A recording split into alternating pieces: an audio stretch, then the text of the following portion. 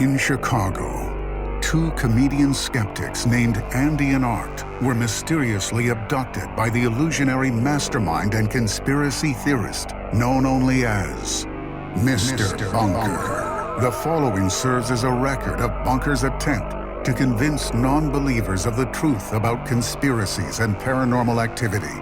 Andy and Art give an uninterrupted presentation and verdict on the plausibility of these offbeat topics, delivering what they call the whole enchilada. Will Mr. Bunker convince these two skeptics any of this is real?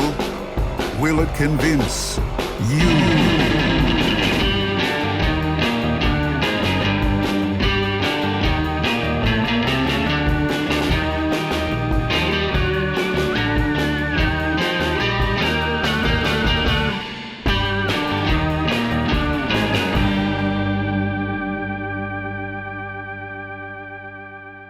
Welcome to Mr. Bunker's Conspiracy Time podcast. As always, I'm your co-host, Arthur Stone, and with me, as always, is your co-host, Andy Hart. Arthur, thank you for having me on the program. I'm so happy to be here. Andy, it's great to see you. You look great today. Hey, thank you. You look great as well. Very sexy. Andy, you look great. Very fuckable. Art, thank you. I have a raging erection looking at you. Might I say, quite a slam piece. Listeners, Andy, we got a great topic for today. Oh, wow. One of my favorites all time, for sure. All-time favorites for you, Andy. What are we talking about today? We are talking about The Simpsons.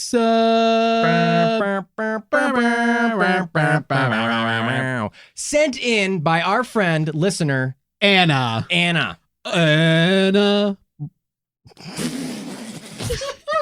not going to sing anymore. Watching you. Who is that? Who darest enter my bunker? We'll get to that in a moment. Some kind of ghostly presence or something. Who knows? Andy, this was sent in by a listener, Anna, on Twitter. Thank you so much for sending this in. Anna, you're great. Thank you. If you would like to submit an episode for us to talk about, we will fucking do it. You just have to email it to mrbunkerpod@gmail.com or slide into the DMs on Twitter or Instagram, Mr. Bunker Pod. Don't test us, listeners. You send us stuff, we're going to do it. Don't even try it. We'll do it. We'll do it. We're crazy. We don't even care. We'll do it. We're total madmen. And if you want to get on your little green skateboard and skate right to the research of this episode, did we even mention what we're talking about? Yeah, The Simpsons. Oh, The Simpsons. Well, the possibility that The Simpsons writing staff or Matt Groening has access to a time travel device and has, in fact, traveled in time. Right. And predictions for the future are embedded within the episodes of the show. Are the writers of Simpsons time travelers? If you want to skip ahead to the research, all you got to do is look in the show notes. And there's a timestamp. So you can time travel right to the research. Just like that. You're going to feel like you jumped likely about 20 minutes ahead in time. Around that amount of time. But I don't think you want to do that today, listeners. I don't think you want to because we have a couple of guests in the studio. You heard them a little earlier. Special guests. They're our good friends. They're actors and comedians living in New York City. But originally from Chicago. And they did some stuff with us. We're not gonna, that sounded awful, but you know what? It's fine. Anyway, our friends, Ian Hamilton and Natalie O'Sullivan. Wow, welcome to the bunker. Welcome to the bunker, you two. I'm going to shift. Hi. Hi, welcome. Ian, say hi. It looks a lot nicer than I thought it would. You guys have a nice setup. It's bunker's equipment. I mean, there's just velvet all over the walls. Yeah, that was really...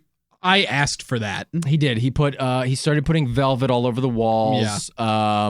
What about all the cat posters, the motivational cat posters? Hang in there, baby. He started to do a little bit more of those. You know, we've had a couple of rough weeks with Bunker, but I think over the holidays. Emerald chandelier? Yeah. It is an emerald chandelier. Emerald chandelier. Like you would find in a old school pool hall. Yeah. Art, isn't that your stripper name, Emerald Chandelier?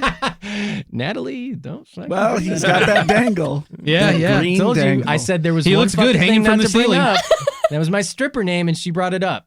So, sorry, escort name. Yeah, thank you. I'm worth a little bit more than a common stripper. $15 an hour. You can $15 an hour, baby. Rent me out. That's minimum wage in New York, you know. Business is bad. Listen, Not a lot of guys, takers. Welcome to the bunker. I'm sorry that, it's New Year's Day. You guys probably had a great New Year's Eve, hanging out, seeing old friends, partying, and now you're here in the bunker on New Year's Day, but, the listeners want to know. Andy and I want to know. We're curious. How did Mr. Bunker capture both of you today? Well, I actually feel a little bit bad because You should. I feel like I got Natalie kind of wrapped up into all of this. Yeah. Because I'm a big fan of the podcast. I've listened to every single episode, and I've been tweeting. And you got your payment, right, for that? Yeah. I thought we weren't going to talk about that. Oh, I thought secrets were out on the table now. So many, they pay a lot. So of many things fans, we weren't supposed to say. If you're listening to this episode and you haven't been paid, you are not cashing in the way that you should be. Yeah. Yeah. But so I tweet with Mr. Bunker all the time. That's right. That's know, right. we talk about the Bears, weirdly enough, because he knows I'm a big football fan. Yeah. And I just feel like I sort of have a pen pal in Mr. Bunker at this point. So I told him, I was like, hey, obviously I'm a huge fan. Can I be on the podcast? Me and Andy go way back to the IO comedy scene, 7 years ago, something like that. And I really think we'd have a good time together. And so then he immediately emailed me a first class plane ticket. And he said, it's in a couple hours. Go. Just First pack up and class. go. Exactly. So I leave my apartment building, and immediately there is a red carpet rolled out for me. Wow. Yeah. Right in front of my door. Holy I'm moly. going, wow. And it goes all the way to the subway stop that I go to get to LaGuardia. Wow. And then even when I get on the subway, there's a red carpet in the very subway train I'm in. The F train. The G train, but very close. I never found that train. Okay. And then, so the red carpet leads me. I have to transfer to the E train, which I don't know so if many there's letters. any sex position for that. Yeah. eHarmony. Okay. A lot of sex happening on that site. Christian. I got took the Christian Singles train to The Christian Singles branded I subway love train. these ad-sponsored trains they got in New York now. Yeah, it's a little disconcerting. Wow, so but- you're riding the train. So I'm riding the train, and then I get to LaGuardia. The red carpet is just in my exact pathway that I always take to get there.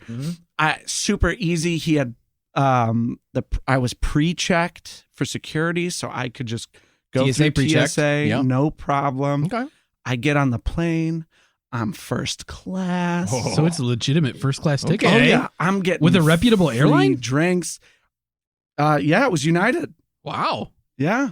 What? And I'm going, this is great. Me and Mr. Bunker are such good friends. I'm getting tanked on the free drinks. Yeah. They brought out a rotisserie chicken, which I thought was a my little goodness. much. What? And so I'm having pretty much the time of my life, right? I feel like a real VIP. Uh-huh. And then all of a sudden, Not very fair. the walls start to sort of melt around me. Oh. and Like at first- macaroni Uh, and cheese. the cheese melts, Yeah. but if your macaroni's melting, you're doing something wrong. Okay, well, say that to my family recipe. Piece of shit. Arts. In old Italia, we melt a macaroni. Old Italian recipe where it's just liquid. You just turn it into a soup. Exactly. Wow, so the walls are melting. Like, is this like acid trip style melting? Well, Or are is they it- literally melting? literally melting? I believe at this point I was drugged because the walls Oh start my to melt around God. me. The plane completely disappears, Okay. and Yeah. I start falling from 10,000 feet. What? Yeah, and I'm falling. I pray, which is crazy, to every god I can think of. Oh my goodness. That's so even many. like the Dark Lord Cthulhu. Ooh, I was wow. like, if Wow. you're listening, just save me. The great old one himself. Exactly. And so right before I hit the ground, I close my eyes. I'm like, oh God, I brace for impact. And then I open my eyes and I'm in the bunker. And I'm going, oh, that's when I put together that I was probably drugged. Right? I was probably drugged in my apartment. I don't know how I even got in. You think there was no first class, there was no red carpet, there was no... No, I think probably he just like drugged me. I passed out. He put a bag over my head and Wow. then, put me in the back of a van Wow. and carted me over here. But then when I came to, I had some water, a couple saltines. I felt a lot better. Yeah. Oh, we got plenty of that. Right. And he told me we would be podcasting about The Simpsons. Yeah. And I just sort of casually mentioned that my girlfriend, Natalie, knows pretty much everything there is to know about The Simpsons. Okay. So I think that's when he got the idea to capture Natalie as well. Wow. Thank you. So I feel kind of bad.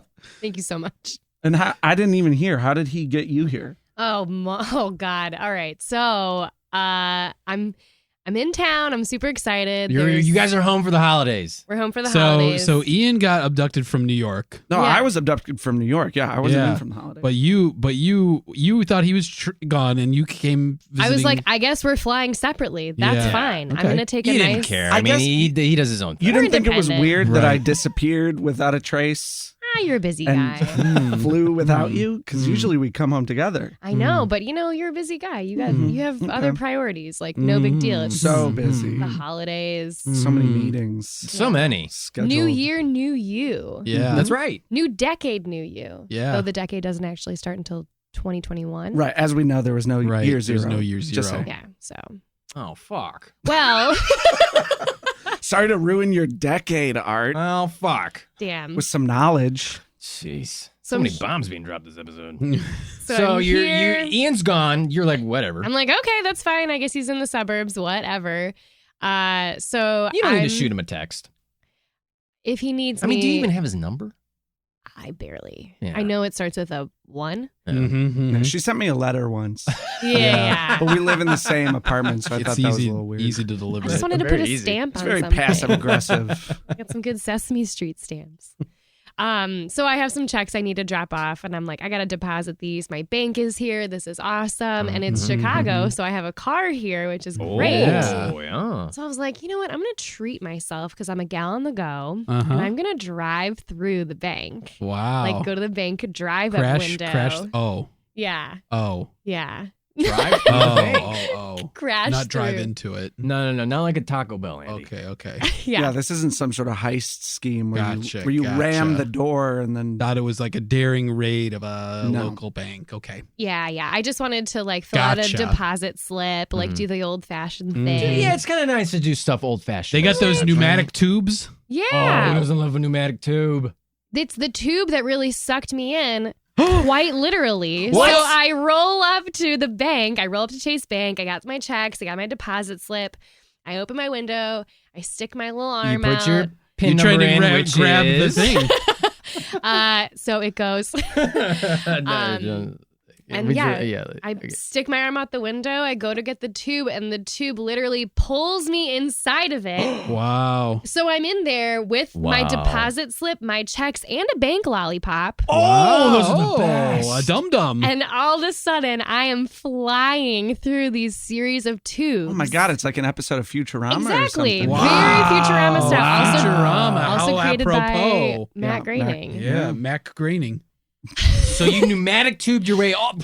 I pneumatic And tubed then- my way here. There is apparently a huge hole in the bathroom here in There's the a tube ceiling, chute? and that's the tube chute. There's a poop So chute and a tube chute. Oh, The fuck. tube came through the hole in the ceiling. I landed in the tube in the toilet. Oh, that's a soft landing. Oh, okay. Yeah, it was a water landing. Well, it is an open face toilet. I thought you needed to dry your hair a little bit. So Oh, well, Oh, yeah, wow. it's a little wet. Hey, it's That's- covered we've all been in sewage. the toilet here, Yeah. except for Ian. no, I just dig a Huh. hole in whatever room I'm in. I break the tile. It doesn't matter. And Well, Andy, those I are duke in the hole. not giant hamster tubes. We were wrong. It's a pneumatic tube from a bank. Is that pee pneumatic or? Yeah, we and- thought that big opening in the ceiling there was going to be enormous genetically modified hamsters There come might out be. someday. We thought it was part of a weird science experiment. I wouldn't. I wouldn't. I think there's still hope for it. He Yeah. seems to have a lot of tricks up his sleeve. Oh, he's got a lot of tricks. He's got more tricks than Penn and Teller. Who? He'll fill you up. Penn and Teller, The the magicians. Penicillin? Penn Gillette. Penn- Oh, I guys are use pulling Gillette up when I on- shave. Yeah, okay. All right. Okay. Oh yeah. Okay. I see what's going on here. Okay. You're in our house. Can't outfool us. This is our Okay. bunker. Okay? Oh. And then the only pun I could think of for tell her was I tell her I love her, but that's very cheesy. Uh-huh. It's Very cute. cheesy. I don't want to say. Listeners, if you blushing. out there have a significant other, congrats. Hold them Email tight. us. Email us. Tell us about your relationship. Yeah, we'll give you advice. MrBunkerPod@gmail.com. We're great at giving advice. Mr. Bunker, me and my partner just don't seem to communicate very well. Do you have any advice / please don't kidnap me? Continue. Hold out until one of you win. Anyway, so you guys are here. I mean, I'm sorry that you had to be captured on the day like today. I mean, it's just, we feel bad about it. It's kind of our fault, but you know what? It's We're all Ian's here. fault. We're all Normally- here. It's Ian's fault. Yeah. Yeah, well, that's cheesy. Normally I'd be hungover anyway, and it's a lost day, so Right. not the worst way. It's our fault for doing such a good job on this podcast. That's true. And making Ian like it so much. You know what? Now that I'm And wanna here, be on and it. now that, frankly, I think my brain has been slightly ruined from the high amount of drugs that. And we don't know what those drugs are. No, and whatever They're bunk tech. cocktail Yeah, was. bunk tech. drugs. Penicillin. I'm realizing that I was a fan before, but now I realize I'm culpable to criminal activity. Oh, yeah. And, and now I get it. When Yeah. you say, like, when you're on the mic and you say, help us, you're all listening Mhm, and you are a party to this crime. Right. I just thought that was a fun bit before. And now I'm like, I get what you're saying. Fun bits, not in Yeah. their wheelhouse. Yeah, no. Frankly, I'm very scared, and I'd like some new shoes because mine are all wet. Oh, Yeah. Natalie, you card. Oh, this is going to be one spicy episode. Hey, will a Spicy whole old enchilada. tissue box Oh. make some shoes out of that? A whole some, enchilada, huh? some Huh? spicy melted Oh, yeah. macaroni. Okay. Yeah. Well, you guys are here anyway, so let's chit chat. Let's get to know you a little bit, huh? I think the listeners want to get to know both of you. So Yeah, we know how you got obviously we're a conspiracy, paranormal, fucking UFO, all things fucking bizarre. Goddamn weird stuff. I swear so much. I have a potty mouth. I'm a bad boy. yeah, tell Andy's me a I'm little a bad Saint boy. Angel who never puts anything in anyone's butts. You know, it's mouths. whatever. But let's get to, a blanket statement. Across the board, how do you guys kind of fall? Like over the gamut of topics that we've covered, you guys kind of lean like, you think most things are plausible? Do you think most things are, that's rubbish, but it's fun to talk about? Where do you guys lean?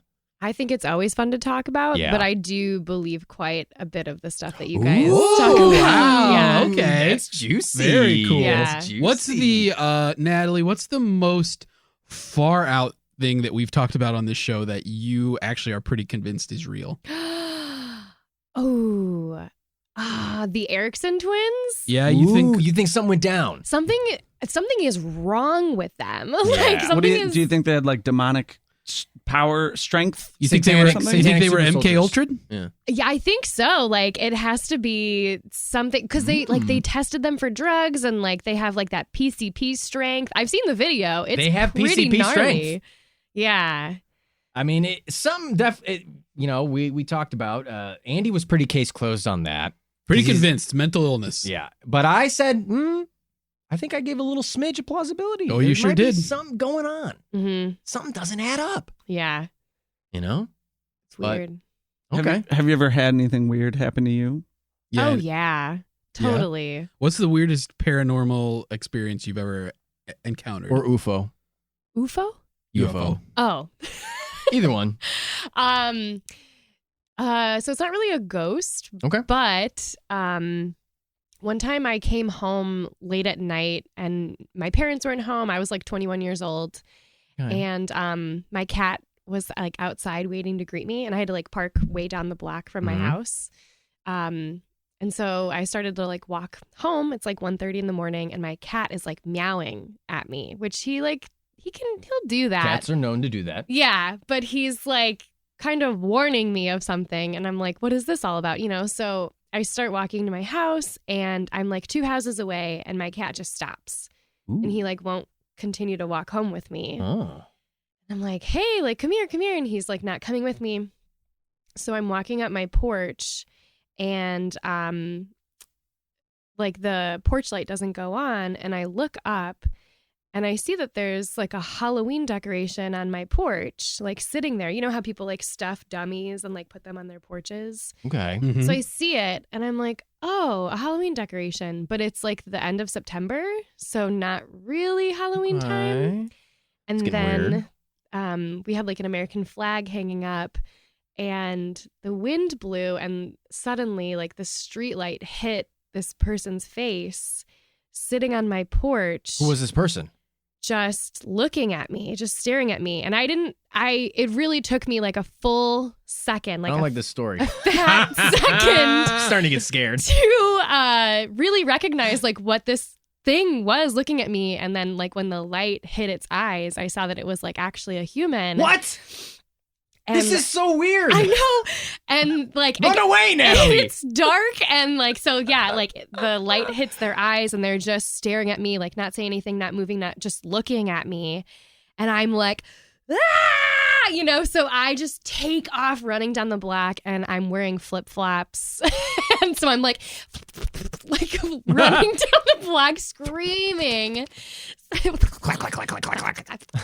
So, yeah, I take off. I had a cake pan in my hand, so I like throw the cake pan. You threw it? Yeah, I threw it. God. I was freaking out. So I run down the block. Where's your cat? He took off. He was not sticking by me. They say animals have he was trying to warn me. her. Yeah, animals have a sense for this kind of stuff. Yeah. So Wow. I took off down the block. The guy that lives at the end of the block, we know him. He's great. I like banged on his door. He was up. He let me in. And I'm like, there's somebody on my porch. There's like a guy on my porch waiting for me. And he's like, oh my God. So he calls the cops. Also, everybody on my block heard me screaming and came out. Apparently, everyone on my block owns a gun. So, That's good. yeah, like loaded their nice guns. and safe. Nice and safe. Yeah. Yeah.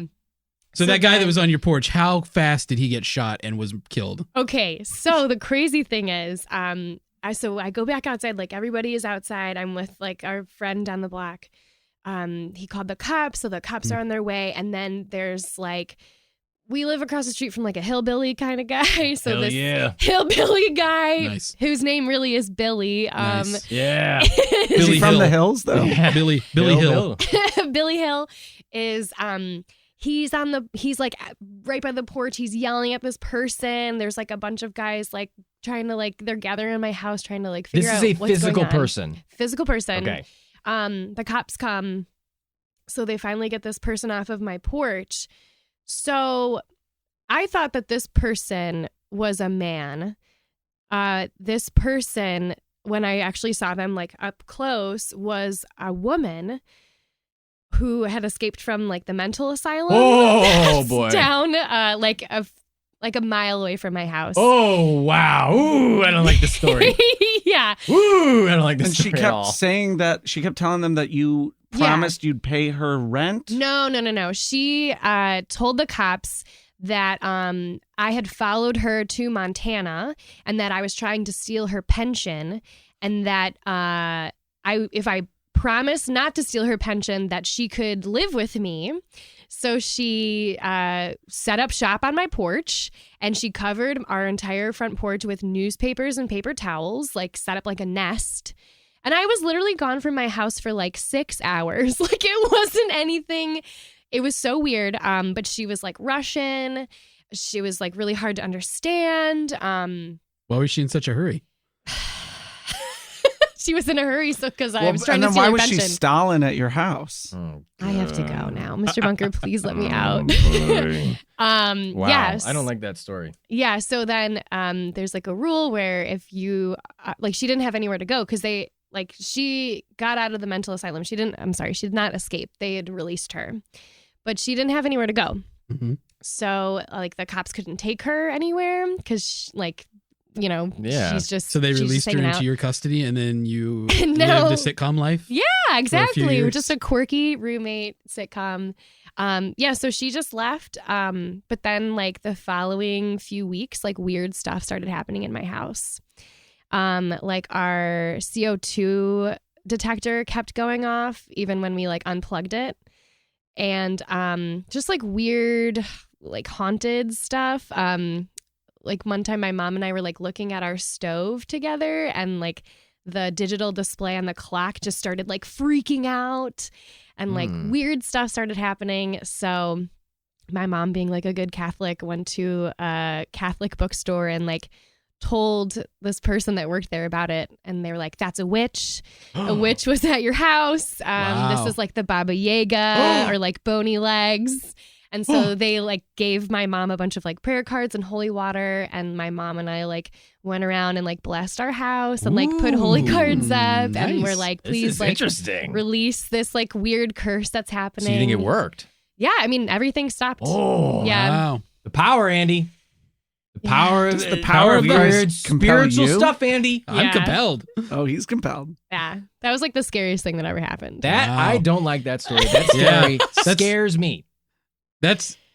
Now I've heard that story before, Yeah. but that's for sure a story that will hit Art in all the wrong places. Right in the nads. Because Art, you were raised Catholic as well, right? I wasn't, not necessarily. I was just kind of ambiguously Christian, and I just sort of. I figured you had this Italian Catholic thing. Raised No? by Wolves chose Catholicism. The ambiguously Christian Okay. Art. Then I don't know why in former episodes. But like my whole family said is that, very but that's Catholic, fine. and I He went did to a go lot to of Catholic a Catholic schools, school. and Oh, eventually that's what it was is. confirmed Well, Catholic. Oh, so me too. So here's Yeah. my question for you, because being raised Catholic as well, even though I'm not Catholic anymore, Right. like there's still something in my bones that is afraid of demons in a very real way. Yes, they're, Yeah. very superstitious.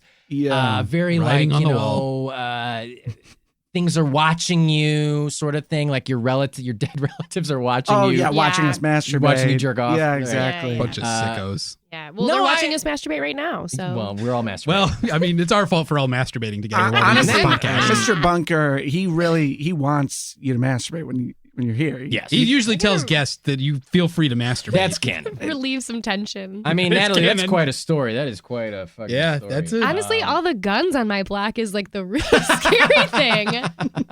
Well, The you live guns across and from German Hillbilly. shepherds. Yeah, I don't think there's a conspiracy there. I think that the real answer is that you live in the United States of America. Yeah. Ian, I mean, So where Top are you, that one. Where are you on the spectrum with this, huh? I haven't had anything too That crazy came out to wrong. me. Oh boy. But I do remember as a kid that I used to have this dream of this floating figure that was a recurring dream, and then the next day someone I knew died. Ooh. So I call it little like the, premonitions. so I called it the angel of Clairvoyance. death when I was a kid. Mm-hmm. I'd My be like, I God, was Ian. visited and someone would die.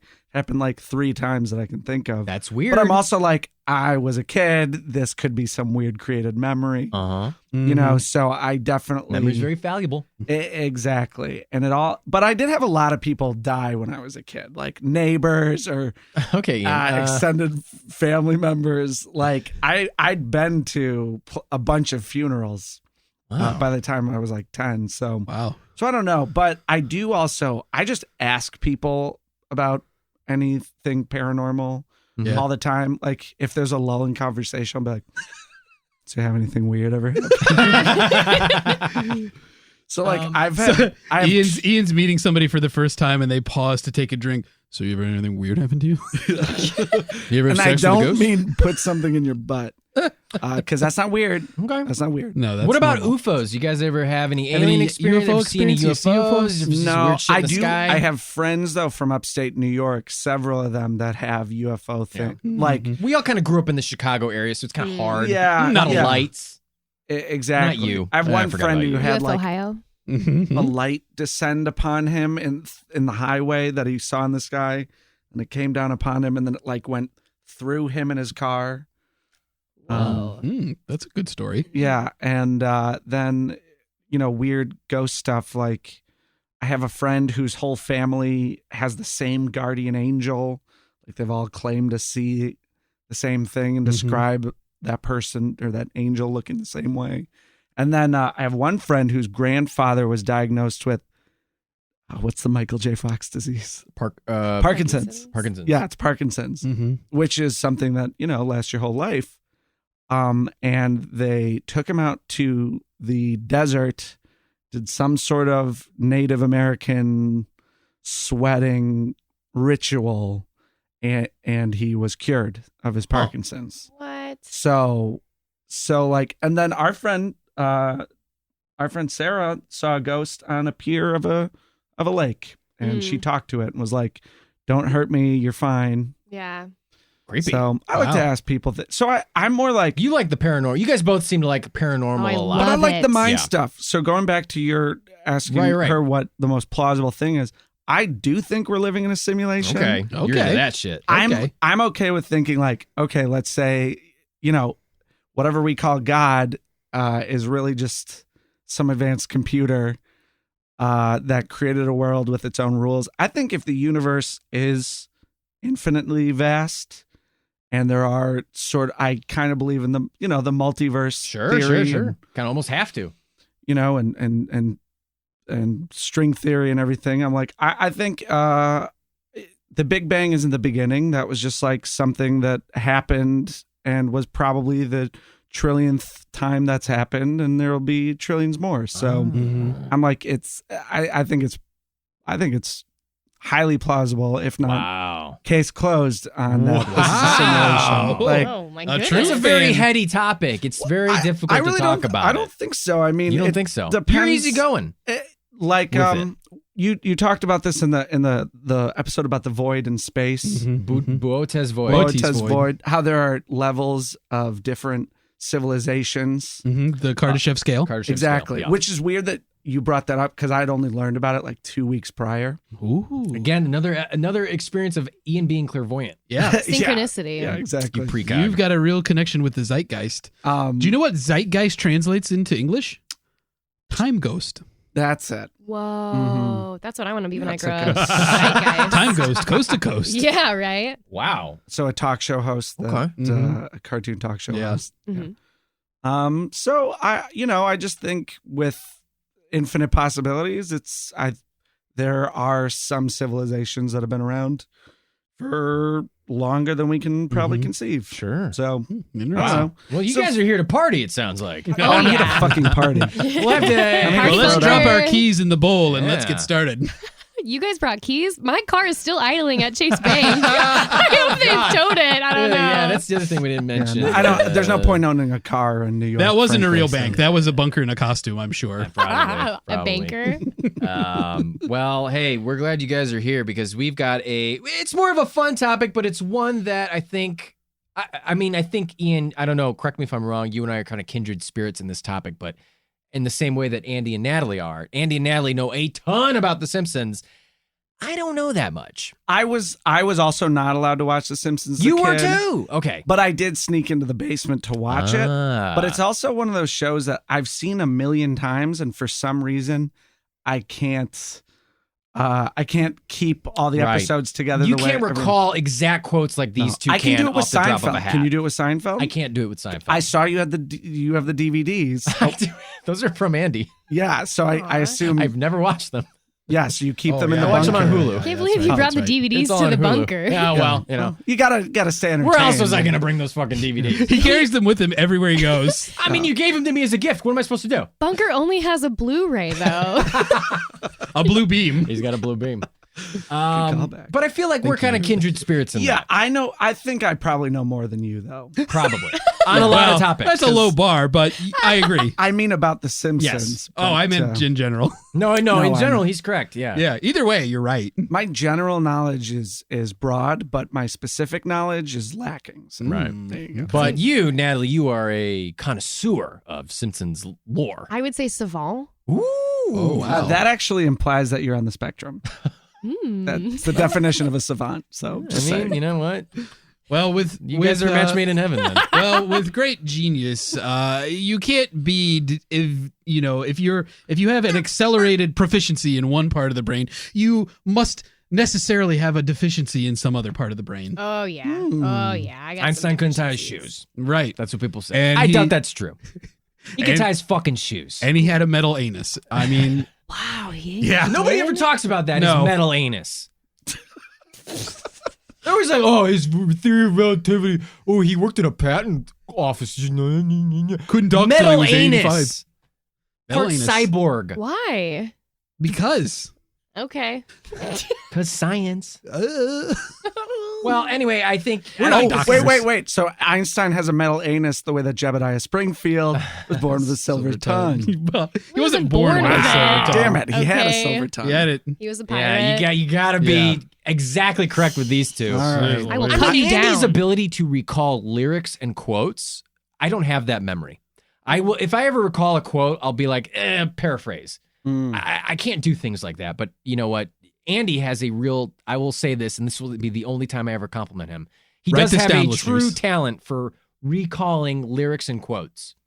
Totally useless, but See, now, A good Andy, talent. are you able, do you just remember everything, or are you more like me where I have a backlog of many lyrics and quotes that I reference on a daily basis, but I wouldn't be able to be like, oh, that episode, in the second act of that one scene, they said this thing, and that led to the joke later. Like, I can't do that.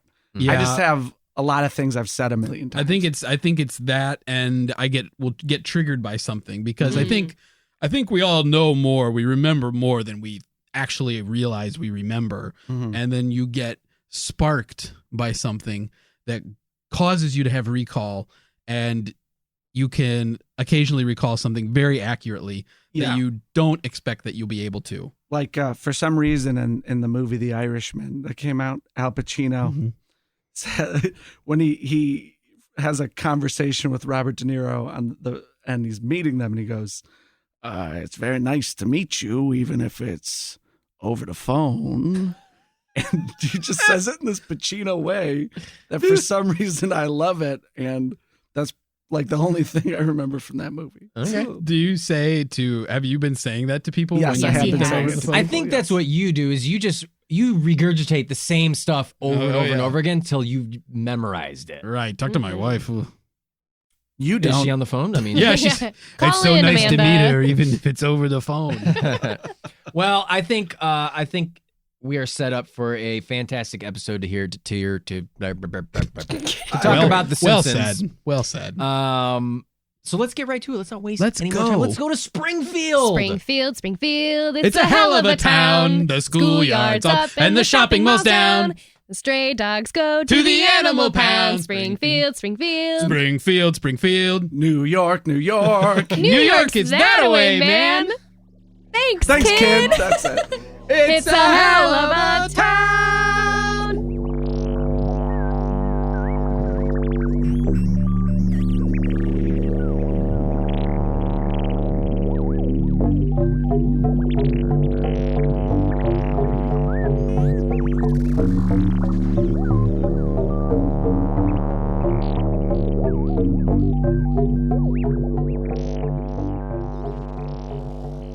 The Simpsons. Chances are, if you've never seen the show, you're at least aware of its existence. Through hundreds of episodes, the Simpson family has delighted viewers worldwide. Don't take my word for it, though. Let's hear about it from a real fan. Hi, I'm Natalie O'Sullivan. You might remember me from such podcast guest spots as Corn, the podcast about the vegetable corn, episode number 48, Popcorn, Corn's explosive cousin.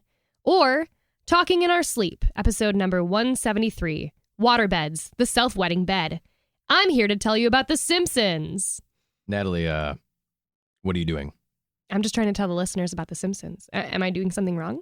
Well, what's that voice you're doing? That's not your regular voice. Boy, I really hope somebody got fired for that blunder.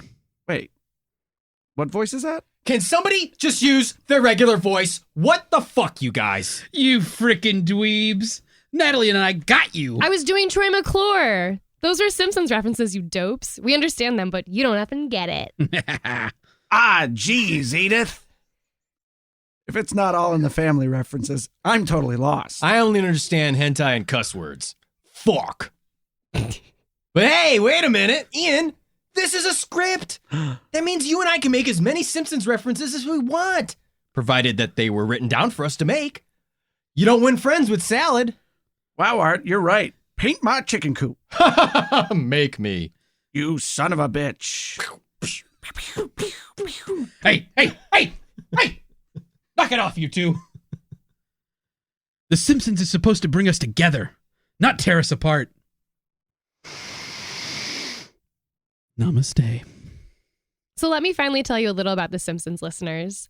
The Simpsons, which was created by Matt Groening, got its start on The Tracy Ullman Show, a show described by Troy McClure in Simpsons episode number 10 of season 7, The Simpsons 138th episode spectacular, as the nation's showcase for psychiatrist jokes and musical comedy numbers. The Simpsons family finally appeared as animated shorts, eventually becoming a half-hour standalone program that premiered as a Christmas special December 17th, 1989. For math heads out there, that's 30 years ago. I'm the only one here who is older than The Simpsons, aren't I? Yes. Go to hell, you old bastard. For the uninitiated, let's talk a little bit about the setting, main characters, and cast of The Simpsons. The show is set in the fictional Springfield, USA.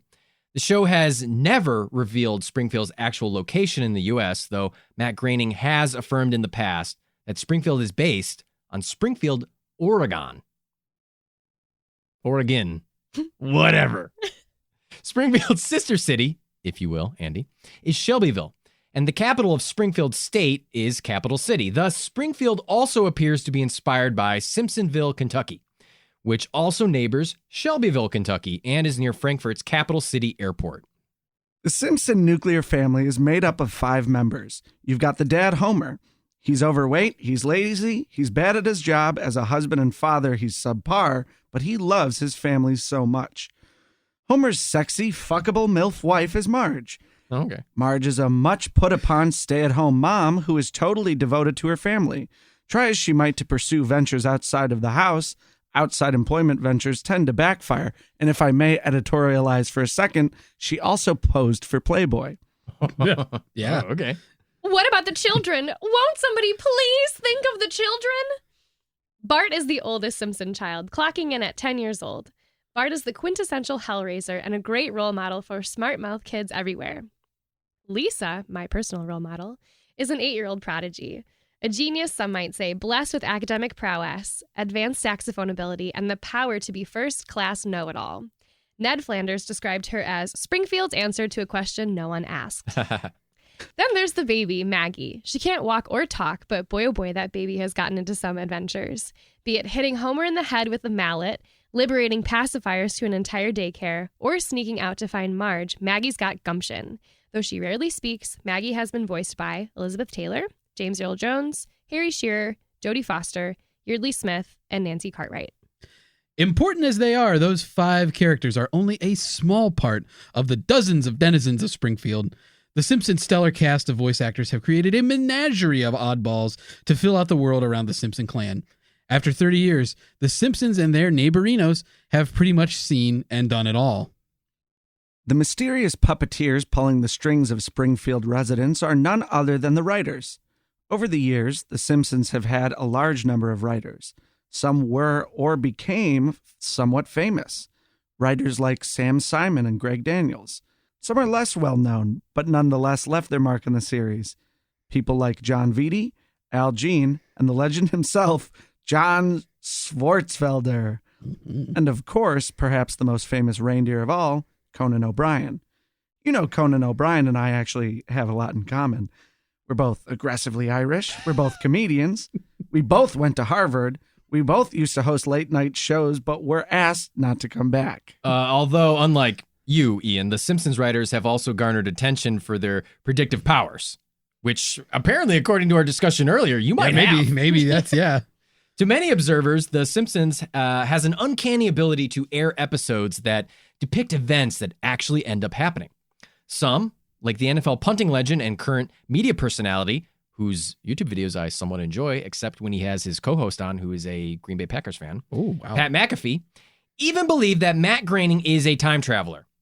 Is it possible that The Simpsons writing staff unlocked the secret of time travel? Let's examine some of the evidence by breaking down a few well-known examples. First, let's start with one of the biggies, the Donald Trump presidency. Season 11, episode 17, titled Bart to the Future, has the Simpson clan stopping at a Native American casino. Bart is shown a vision of his future where he grows up to be, frankly, a loser who lives with Ralph Wiggum. Lisa, on the other hand, has become president of the United States. In the episode, Lisa remarks to her advisors that she's inherited quite a budget crisis from President Trump. This episode aired on March 19th, 2000. The Simpsons also released a video showing candidate Trump descending the golden escalator in an eerily similar manner to when Trump actually announced his candidacy in 2015. Wait, what? The Simpsons predicted a Trump presidency and even the weird escalator ride in the year 2000? Not exactly. While it's true that the episode in 2000 did make reference to a Trump presidency, the video showing Trump riding the escalator was part of an online video called Trump-tastic Voyage that was released in 2015, after Trump announced his candidacy. They still technically predicted that Trump would be president, though. That's right, Natalie. For the episode Bart to the Future, writer Al Jean said that the writers just tried to pick a funny celebrity to be the president before Lisa. According to another writer, Dan Graney, the idea was to show an America that was off the tracks, and to the writers, Trump, quote, seemed like the logical last stop before hitting bottom. Trump was, at the time, publicly considering running for president in 2000 as a Reform Party candidate, so the idea of him actually being president, while not expected, was certainly not outside the realm of possibility. The Trump-tastic Voyage footage seems to often be attributed to the year 2000, but that's just not the case. Okay, I smell what you're stepping in there. What about this one? I heard that the Simpsons... Andy, get your foot out of the toilet. Oh, sorry. It's an open-faced bathroom. I can't. Yeah, also flush. Flush twice. I heard that the Simpsons predicted autocorrect. They predicted that your phone would constantly change every word you try to text to duck. By the way, this is just a sidebar. I only send texts with the words fuck or dick in them. It's true. I'll say, I love you, Mom. Fuck. Or I love you, Dick. Natalie. Oh, okay. All right. Oh, yeah. What I heard is that in episode 8 of season 6, Lisa on Ice, there's a scene where the elementary school principal, Principal Skinner, calls the students to an assembly to hand out academic alerts to students with poor grades. 4th grade teacher's pet, Martin Prince, says out loud that he likes the idea, which draws the attention of school bullies Kearney and Dolph. Also, I never knew Dolph was his name. Wow. Kearney tells Dolph to take a memo on his Apple Newton device to remind them to beat up Martin. Dolph uses the stylus to write beat up Martin on the Newton, which is quickly changed by the Newton to eat up Martha. Kearney gets pissed and chucks the Newton, which beans Martin in the gourd. Now, come on. That episode aired in 1994. Autocorrect didn't even happen until 2005. Well, Ian, I'm sorry to say, but your ideas are feeble and useless. Microsoft was already advertising an autocorrect feature available in Word 6.0. We remember it. We love it. I used it in 1993. We overpaid for it. Mm-hmm. Oh, yeah. Which predates the airing of Lisa on Ice. Not to mention, the joke in this case is actually about the handwriting recognition abilities of the very real Apple Newton product that became available to consumers in 1993. Now, you youngsters don't remember the Newton, but I do. So gather round and let's all have a nice glass of turnip juice while I tell the tale. You see, back in the 1990s, we had mobile computing devices called personal digital assistants, or PDAs. Not like the PDAs you kids have today where you finger each other's buttholes in public. Or just a movie theater. These things were basically smartphones before smartphones, and without the ability to make and receive phone calls. One feature of the Newton touted by Apple was its ability to capture your handwriting via a stylus used on the screen. Basically, you could write a note, and Newton would turn your writing into text. As you probably guessed from the Simpsons joke, the handwriting recognition feature didn't work very well. The show was really just mocking the Newton that already existed, but the joke did have an impact on how Apple designed the iPhone keyboard. They were haunted by Eat Up Martha, and so made getting the text input right for the iPhone a top priority. Okay, we get it, oldie Han. The Simpsons didn't predict autocorrect. Did it predict Disney's recent acquisition of 21st Century Fox, though? Did it? Did it? Did it? I guess you're going to tell us. In the Simpsons episode When You Dish Upon a Star, Season 10, Episode 5, which aired November 8th, 1998, we see a shot outside 20th Century Fox Studios where, in the episode, Ron Howard is pitching movie ideas. The sign identifies the location as 20th Century Fox, a division of Walt Disney Co. The Walt Disney Company acquired 21st Century Fox on March 20th, 2019. I mean, what more do I have to say? You actually have a pretty good point here, Natalie. This one, The Simpsons actually predicted. Wow. If it's evidence of time travel, though, nobody is saying so. Al Jean says it all comes down to the production of the show. The Simpsons has something like a 10-month cycle. They write the episodes, record the voice work, then send away everything to Korea for the show to be animated. So in a way, the writers are in the business of predicting the future because they have to write scripts that won't seem dated almost a year in the future. A so-called prediction like the Fox and Disney merger has a reasonable likelihood of becoming reality. It doesn't necessarily mean that the writers saw this in the future. As Al Jean says, quote, mergers happen all the time, end quote. Okay, Art, but how about this one, you naysaying dick? Wow, little Jesus. coming at me hot. That was my impression of Andy. Spicy. Roasted me. In the 9th season premiere, The City of New York versus Homer Simpson, the Simpson family travels to NYC to recover Homer's car after Barney abandoned it following a bender. And where did Barney park the car? At the World Trade Center, of course. A big portion of the episode centers around action at the World Trade Center. Before the family leaves Springfield, they decide to take a bus there. Bart holds up a brochure for the bus fare, which is $9. The Twin Towers are just to the right of the 9, so it looks like 9/11. Checkmate, atheists. The Simpsons predicted 9/11. Well, and agnostics. Okay, well, Yeah, fuck them too. I don't know if I'd go that far, Ian. It's strange imagery, okay? I'll give you that much. Let me say this, though. Bill Oakley, who wrote the famous steamed ham scene from 22 short films about Springfield, was an executive producer at the time and said that $9 was selected because it was a, quote, comically low fare. Also, the Twin Towers aren't destroyed in the episode or anything, so it's not like the actual events of 9/11 were predicted.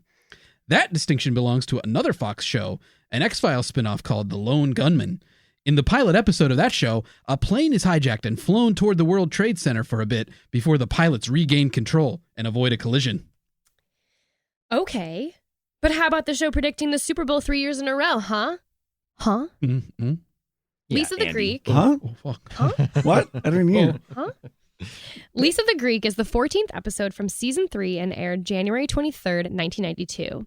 The general idea of the episode is that Homer discovers Lisa has a skill picking the winners of NFL games, so Homer recruits her to help him gamble. Ultimately, Lisa feels that Homer is only spending time with her to help him win money. She tells her father that if Washington beats Buffalo in the Super Bowl, which is the professional American football championship, don't you know, she still loves him. If Buffalo wins, she doesn't. Homer is wrenched watching the game. He's watching at Moe's Tavern, but Washington finally prevails. Lisa loves him. In the real world, Washington played Buffalo in Super Bowl 26 on January 26, 1992 at Hubert H. Humphrey Metrodome in beautiful Minneapolis, Minnesota.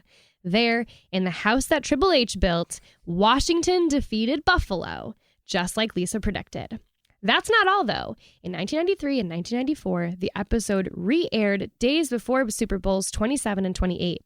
In both years, the staff redubbed the episode for Lisa to again correctly pick the winner, the Dallas Cowboys. How do you explain that?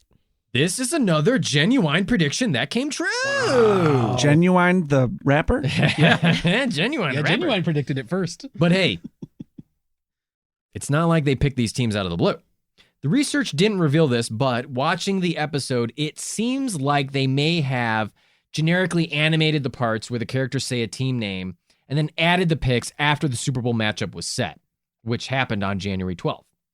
I mean, they used the same animation with different team names the next 2 years, so they probably built in some kind of slack in the animation. Not to mention that the writers of this episode, Jay Kogan and Wallace Wolodarski, were prolific gamblers, including on the NFL.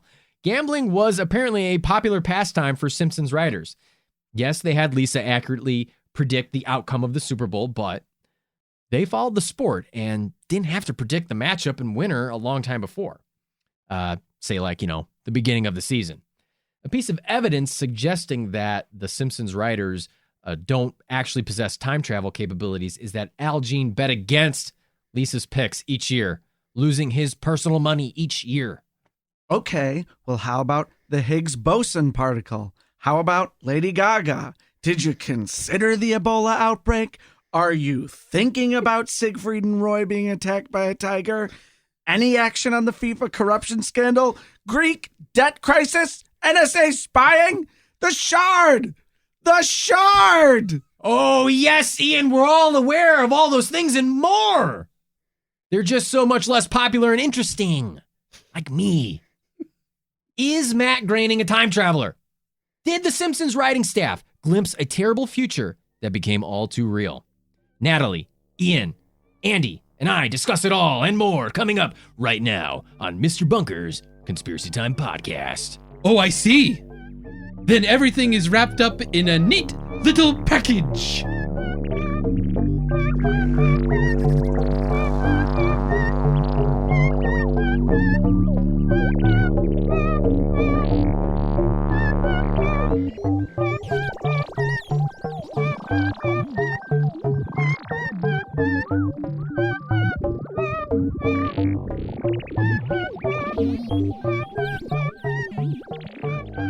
Welcome back, listeners. That was our research into Simpsons are time travelers. I gotta say, I'm really glad I jumped ahead to the research. Mentally. Ian, you sound like so many of our listeners. You sound like 60% of our listeners. Yeah, good percent. We can see the analytics. We know what you're doing, listeners. We know what you're doing. We're watching. Shame on you. Guys, what do we think Blakett's statements on this here topic? These guys predicting shit, are they time traveling? I mean, there are some weird ones. One that what wasn't are some in the favorites? research. That wasn't is in the my research. favorite. Right. Ian throughout did- the whole process has been making corrections on all the work that I did. That's true. This is a first Ian from New Mr. Bunker. York, Ian, the elitist New Yorker. left coast liberal. Yeah. Has to correct my good Chicago He wanted to make changes blue to collar the script, ethic. Change the script. Here's research you Right. didn't look at. He didn't like the water that was available in the bunker, so we had to go get that fucking sparkling It feels shit. like you have some flyover country info. That's all Oh my God. to me. Even though I'm from Chicago, but dude, I did work I worked for a comedian once who I had to get water with the pH level. Are you between serious? 7 and 8.5. Was it like a Wow. medical thing, or was it just like a I don't know. just the? Did you have this to? is You what had to I like? test the water then? No, it turns out that very high end water that now they sell at Whole Foods shows go it on the back figure. of the label. Oh, But I didn't know that at the time, and neither did you until I just told you. No, I did not. I'm gonna check. One of I my won't. Okay. favorite Fuck you. things that wasn't in the research is that in 2009 they show a movie studio called Ginormous Pictures, and one of the posters is Star Wars: The Apology, and the other one is Alvin and the Chipmunks 3 getting rabies. And that was in 2009. The Disney merger didn't happen until 2012. And when the Star Wars Force Awakens came out, it was the same day as Alvin and the Chipmunks 3, The Road Chip. So that's my favorite one. That's pretty. That's a coincidence. Yeah. Yeah, it's a coincidence. I already know what Andy's whole thing about this is. Mhm. I mean, that's yeah. why you got to have us Yeah, on. everybody knows what I'm going to See say. And his he's a little beady too- little eyes. He does. He has beady shark-like Hey, eyes. guys, Occam's razor. Yeah. Oh God. Whoa, there's two Andys. I'm seeing double. Two Andys. 4 crusties. Oh, damn it. God, doesn't get it. Ugh, Does not get sorry. Fucked it up. Okay. Sorry, everybody. It's the one where Homer's crusty, right? it. Yeah, My bad. Homie the Homie the clown. Oh, it is Homie the Clown. I mean, are they time traveling? No. This is a thing. I mean, we've all worked in comedy before. Unfortunately, for a lot of people, we've all worked in comedy before. Unfortunately, for Unfortunately, anybody for- who's ever seen us Sorry, perform, everybody. we have worked in Our comedy. families and friends, You know how especially it have to is. see it over and Unfortunately over for our again. parents who've had to talk to their friends about what we do. That's right. Yeah, the deep sigh before they say comedian. You know how, I mean, you're Still writing doing stuff. that comedy stuff. Still doing those skits. How's your little skits? Here's something you could use in your skit. The other day, I went to the store, and you don't have any strawberries. It's strawberry season. How crazy. Don't you hate that? Put that in a skit.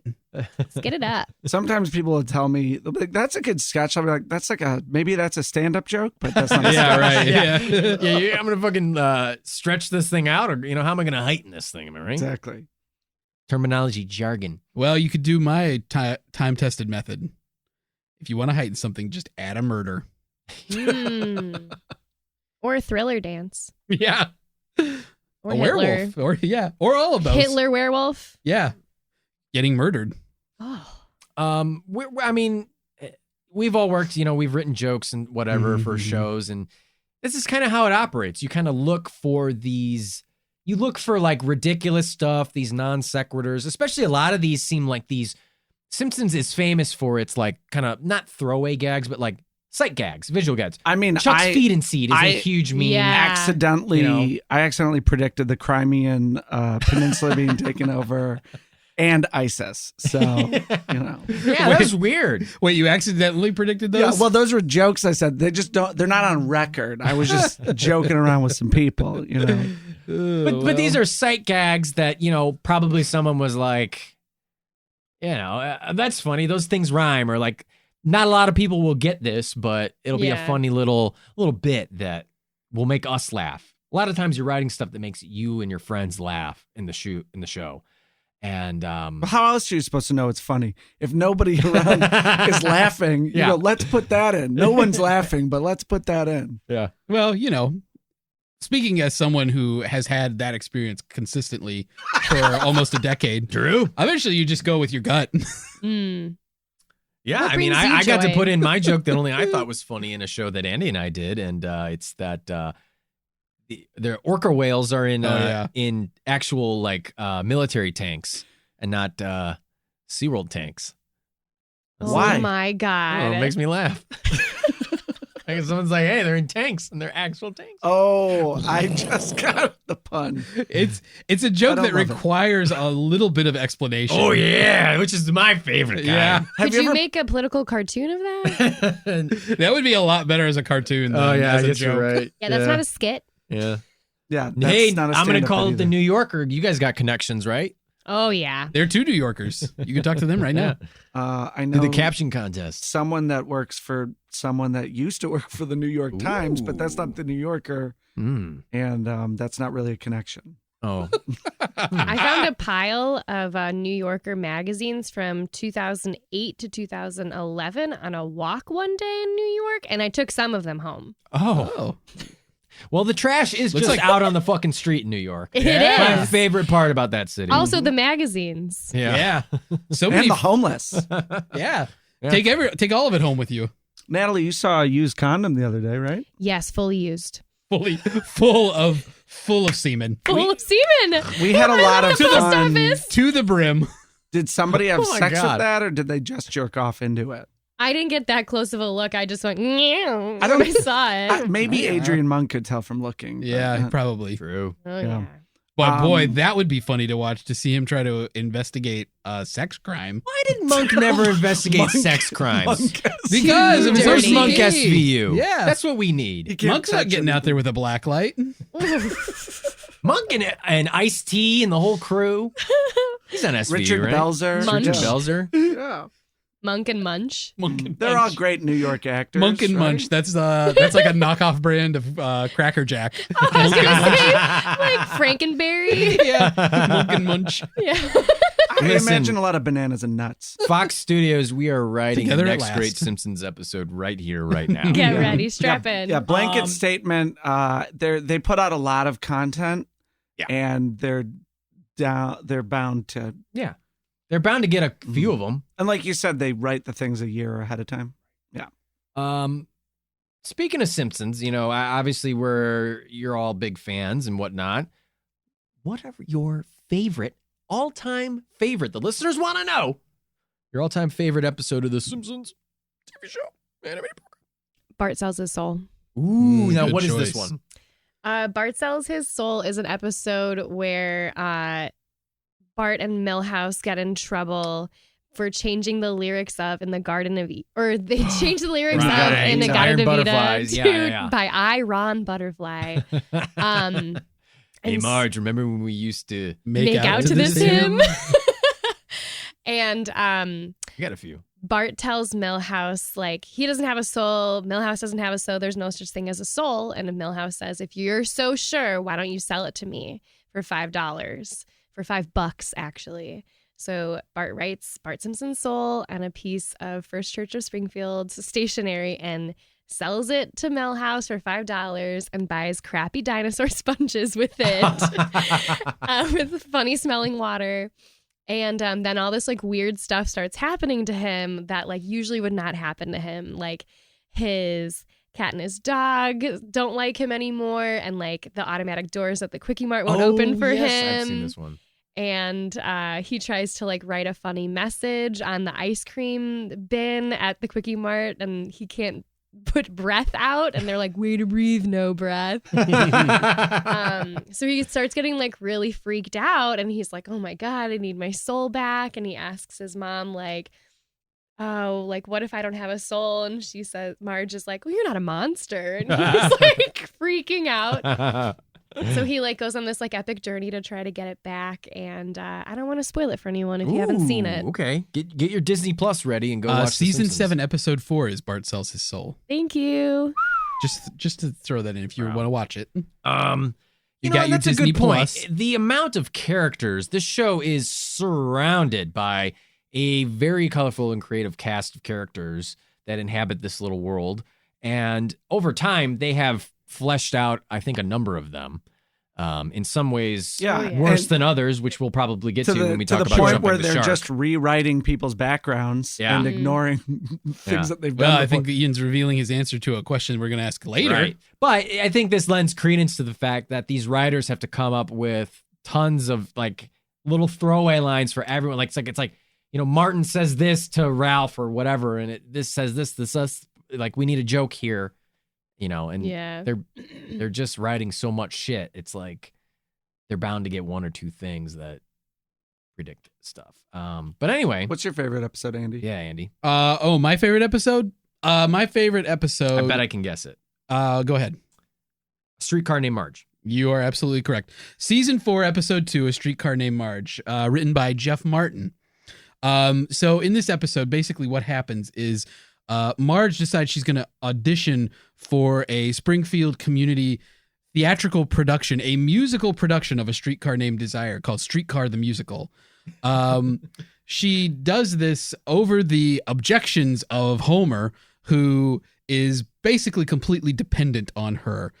She gets the part of Blanche Dubois only after she auditions, is rejected, and then is seen in the back of the theater depressedly on a phone call with her overbearing husband. And the over-the-top director, Llewellyn Sinclair, voiced beautifully by John Lovitz, immediately makes Marge his Blanche Dubois. And in the episode, there's, let's see, basically how it ends up. I'll spoil it. It's 20 years old. It doesn't matter. Spoiler alert. So Marge gets the part. It's a whole ordeal the whole time they're rehearsing. Homer's so needy. Ned's also in the show, and so she goes next door, and Homer's outside yelling because he broke the ring off his pudding can, which, if you're of a certain age, you probably don't remember when they used to put pudding in cans. Well, and there the was ring a little fell ring off top. my pudding can. Yeah. Then take Take my a penknife, my good man. And the Simpsons loved the joke of a ring falling off a pudding can. I think a penknife too, because that's kind of old school. Yeah, as that's well. very old-fashioned. Yeah. But it eventually, the show goes on, and they put on a production of Streetcar the Musical, which is filled with delightful snippets of musical numbers and bizarre special effects. Lasers, yes. Blanche through the air. is flying through the theater. And finally, at the end of the show, Marge and Homer have a tender moment backstage where Homer is actually affected by what he saw on the stage. Right. Aww. And I like this episode so much because it is infinitely dense with jokes. Everything is a joke. every line of dialogue. So you identify it as like your life. Right, where everything is a joke, clearly. And the points don't matter. Right. Roasted him. Yeah. The points don't That's matter. right. The points Whose don't line matter. is it anyway? Um, If the characters aren't delivering funny lines, there's visual gags. I mean, it's too much to take in at one point. And John Lovitz is in it. He plays two characters. Llewellyn Sinclair, the director who has directed 3 plays and had 3 heart attacks. And as proof of his success directing an elementary school production, he holds up an elementary school like newsletter that says play enjoyed by all. Oh my God. And also his sister runs a daycare where they put Maggie while Marge is rehearsing, and it's an Ayn Rand themed daycare. oh yes, that's the B plot. And yeah, She like breaks. She helps all the other babies break out and get their peepaws. Right, they And put there's like their- a Birds Oh, my reference. God. yeah, Right. yeah. There's a Birds reference. Yeah, it's a tremendous episode. Now, Andy, can you guess my favorite episode? I think you know it already. Yeah, I want to say one thing about Natalie's favorite Oh episode. right, though. go right ahead. One of the best B plots ever, where Mo converts Mo's Tavern into Uncle Mo's Family Family Feedback. Oh, it's Yeah. such a good one. that is a good Oh, one. I've seen that man. episode. There's this great joke where the Uncle Hibberts. Mo's Family Feedback. He gets the idea because the Hibbert family shows up and they think that it's a family restaurant. And then, Smells like tinkle. yeah, and then they decide to go somewhere else and they say 2 restaurant names. I won't be able to remember them both, but one of them is the Texas Cheesecake Depository, Yeah, which is a very JFK funny. reference. Yeah, JFK You've reference. referenced this in the JFK episode. I think. Oh, did I? Probably. I Oh, love that yeah. line. Ian is like a connoisseur of this show. I, Yeah. actually, He can I recall- probably have better recall. He's a bunker of super fan. Bunker Yeah. episodes. But Art, your favorite episode is without a doubt King Size Homer. That's correct, Oh, and that's yeah. because I've told you that multiple yeah. times. You. That's such You- a good one. I I love showed you that King-size episode Homer. the first time. We and watched you that fell episode in together. love. King Size Homer is also from season 7, but it is episode number 7. Season 7, episode 7. Homer, it's a very simple plot. Homer gets real fucking fat because then he can, he has like a disability. So He can wants work to from become home. disabled. Yeah, so he can work from home. And he wears a really silly muumuu and a fucking shower cap. And Bart, I wash myself with a rag on a stick. Dude, my mom says that all the time. It's, And ugh. I don't know. I love Fat when he- Homer is just so fucking funny. When like, he has the bird just Yeah. pressing yes for Yeah. everything. Yeah. they just keep heightening his laziness to just, I love it, like the absurd levels where there's at one point where he has to actually get back to the nuclear power plant to save the day, and he stops for ice cream. Like he takes over an ice cream He truck. hijacks an ice cream and truck. Ralph and Lisa are on their way to school and they're sitting on the school bus and Ralph says to Lisa, I heard that your daddy went into a restaurant and he ate so much food that they had to close the restaurant. And she says that her dad's not some kind of food crazed maniac. And then out the window, Homer shows up in the ice cream truck. He's sucking and on an ice cream yeah, cone. Ooh, that's raspberry. And he's like, please accept this garbage bag full of popcorn as an apology. Yeah, when he can't go to the You movies. can't go to the movies. 'cause Honk he's if you're too fat. horny. I just want to watch Honk if you're horny in peace. God damn, that Lumber episode lung, is fucking achy funny. breaky pelvis. Wait, Ian, can I guess yours? Let's guess Ian's. Yeah. I don't think you will, but yeah. Is it Homer at the bat? You know what?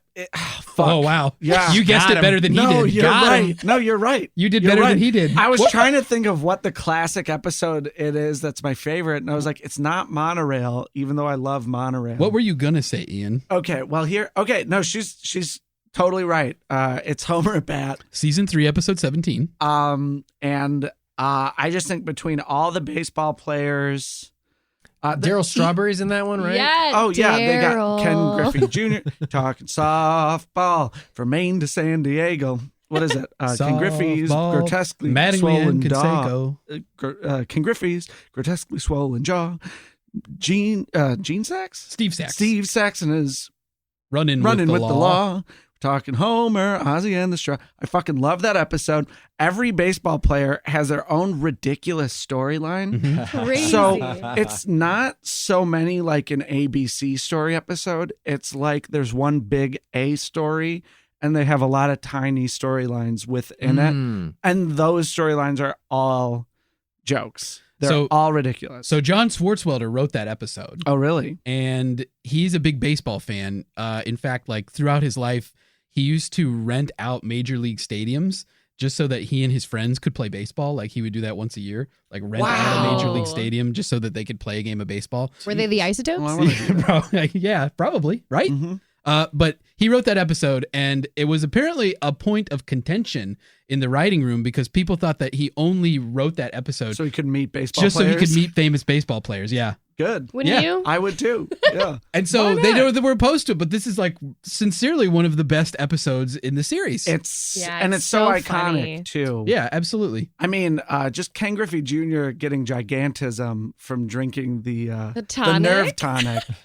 Wade one of the Boggs best in gets his- into a fight with Barney about who is England's greatest prime minister. Yeah. Yeah, Lord. Palmerston. Pitt the Elder. Shave those sideburns. Yeah. Wade Boggs famous for drinking like 40 fucking beers in a row or something like that. I think that's every baseball player. Oh well, that's It's Always Sunny. Right. That episode where they fly across Oh, the that's country. right. but it is he Wade actually Boggs. did drink a fuck ton of beers, right? It's all yeah. baseball players. The honestly. legend is he had like 72 beers on a red eye, No. Yeah. and then woke up the next day and went like 3 for 5 with 2 RBIs. Baseball has there's also the guy who threw a no-hitter while high as a fucking kite on Yo. Right, right. on LSD. Right. That's the So that Pittsburgh good. Pirates player, right? Mhm. There's a documentary about it. Called the Yeah. no-no. Mhm. But okay, so Natalie, no-no. Natalie's totally correct about my favorite episode. Wow. But what I was gonna say was the musical clip show episode. Oh, wow. yeah. Because growing up, I That's had interesting. I had like the CD. Shout out to other Mr. Bunker, Mr. Bunker fan Matt Cochran for burning the CD so I could have it when I was a kid. When burning CDs was a thing, Oh yeah. but it had all the songs on it, and All singing, all dancing. That's the name right. of it. Season 9, episode 11. yeah. Ooh. You like musicals, don't you, Dad? No, I don't. I think they're bad and phony and something and wrong. Wake up, Dad. You're singing a song. I swear I know all I the song wouldn't. I lyrics. couldn't. I hate that stuff. Now, Homer, listen, I've had enough. In our family videos, you can plainly see you're a singing and dancing entertainment machine.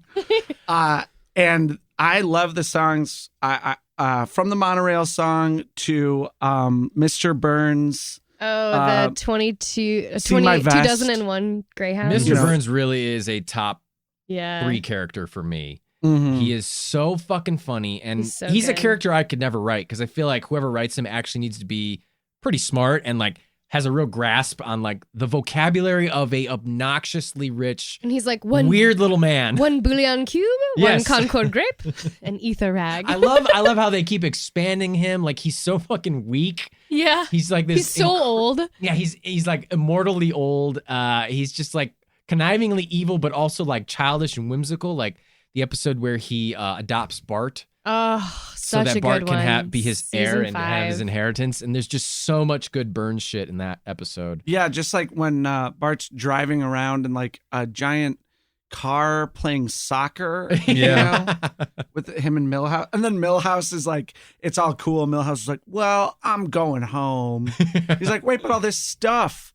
And he's like, oh, all the stuff can't replace family, basically. Yeah. Aw. Basically. Basically. So Ian, your episode's getting a little bit later into the seasons now.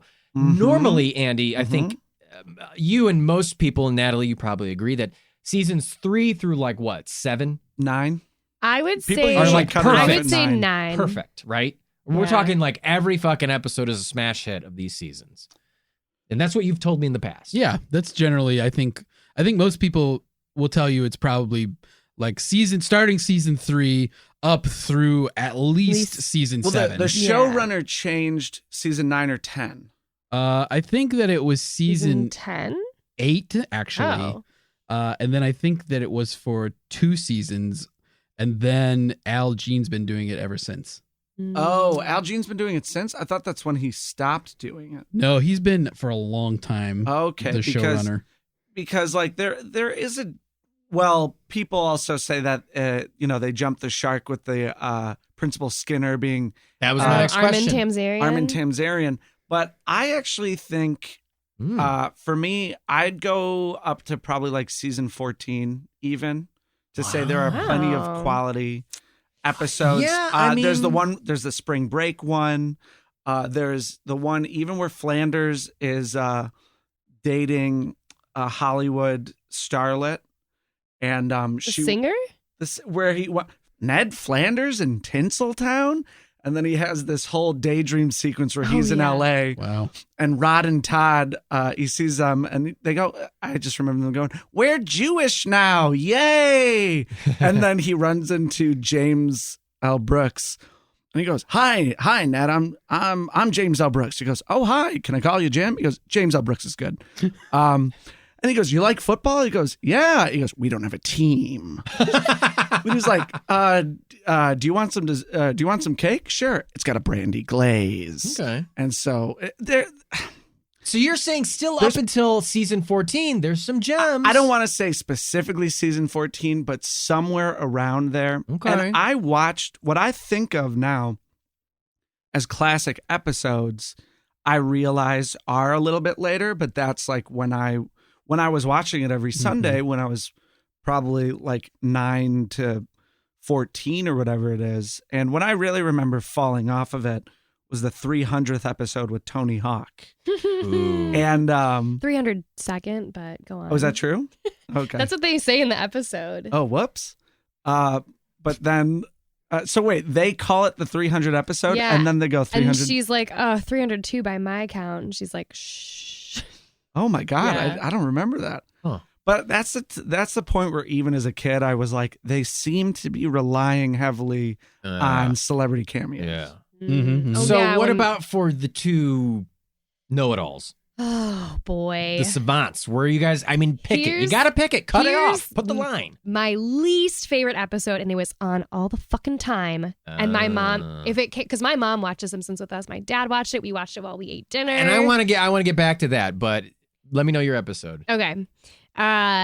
It's the episode where there's a screaming caterpillar in their like koi pond garden thing, and it won't stop screaming, and it's like a protected animal, so they can't do anything about it.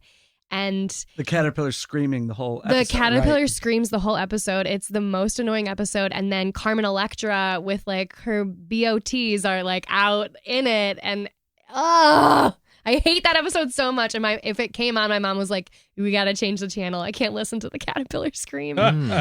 Yeah, that's a bad episode. Yeah. Boy, you guys have named a lot of bad episodes. I think obviously the answer, Even the ones I like. the obvious answer is the Principal and the Pauper. That's the Armin Tamzarian episode. Yeah. Tamzarian.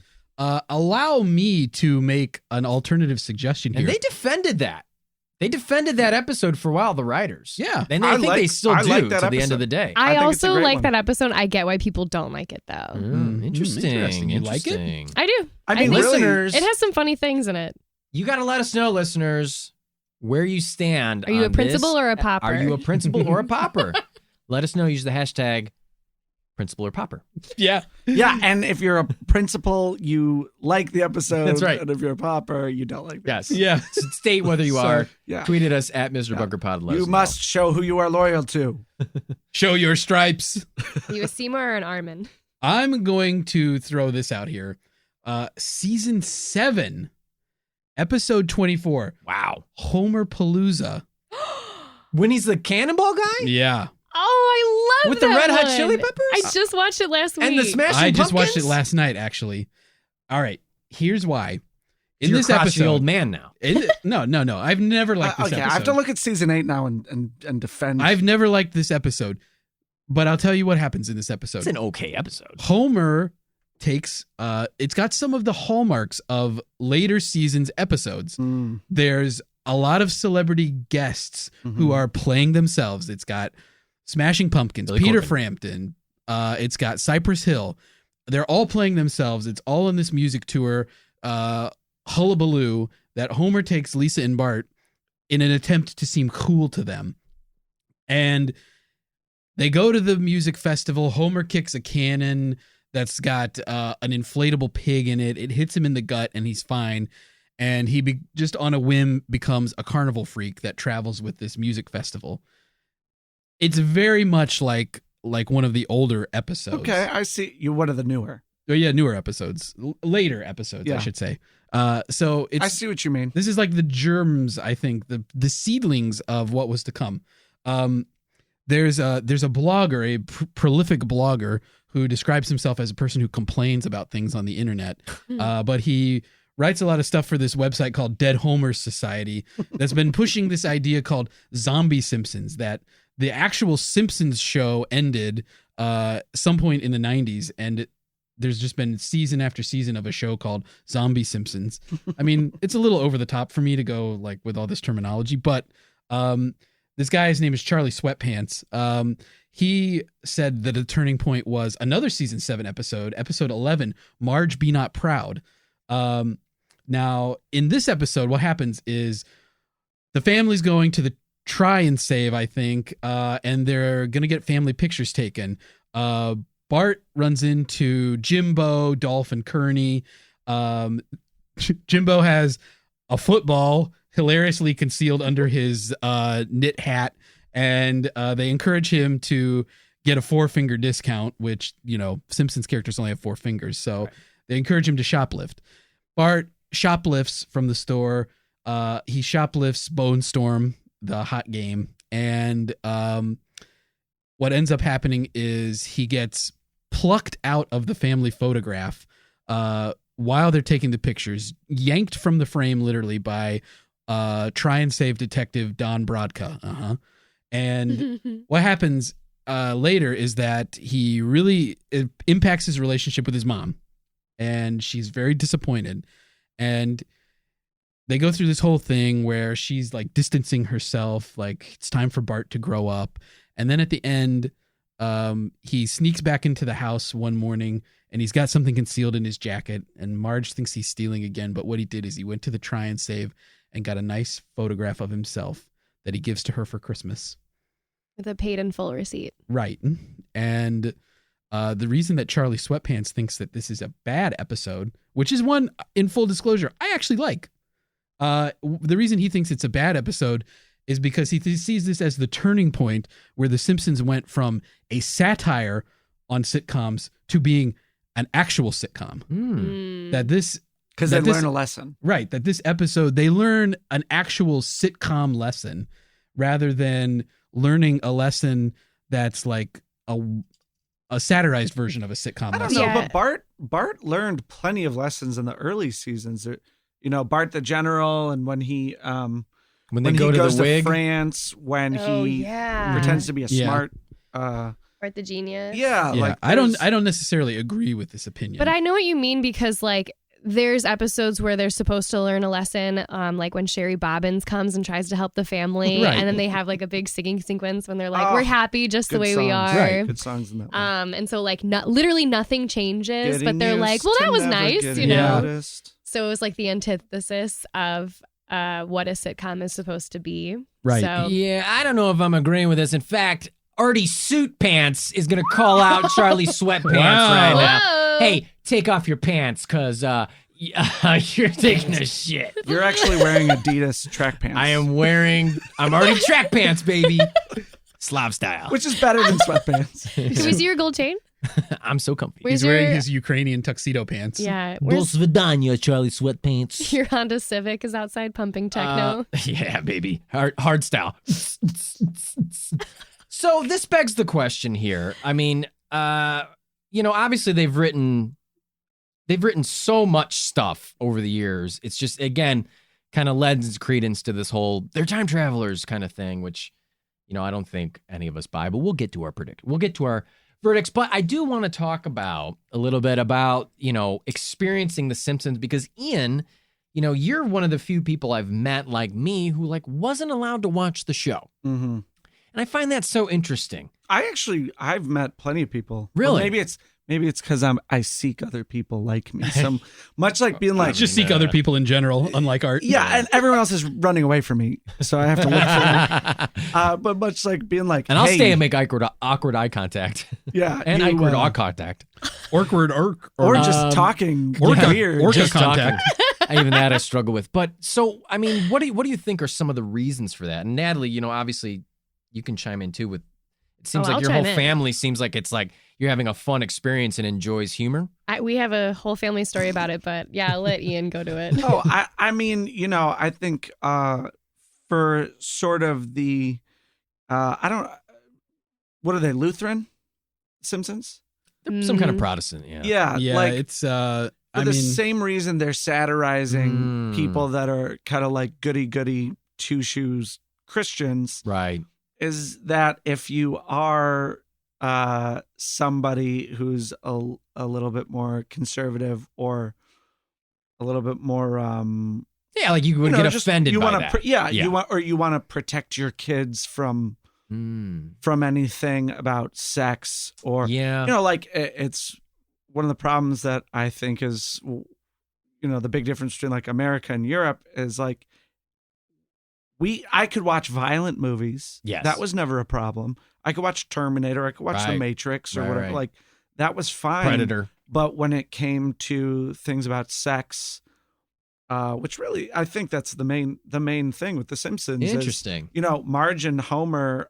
They fuck. They fuck. They clap those fucking cheeks. Mm-hmm. You know what I'm Those saying? yellow cheeks. yellow cheeks. Yeah, and there's plenty Homer's of got a big episodes old fucking about thick them ass, dude. fucking. Yeah, he's got a big butt. Oh, And, man, he's thick. They Multiple C's, had Ian. sex after prom. When he's the snowplow, he plows his wife. Yeah. I remember he's Mr. watching that Plow. episode with my aunt, and I was like, I felt uncomfortable Watching because I was like, I was around that age. I was like 12, and I was like, this is awkward. because It's a of your beautiful erection. day. Yeah, The You're like, birds are I'm out. horny. I'm into hentai. Like, don't. yeah. I'm into cartoons, fucking.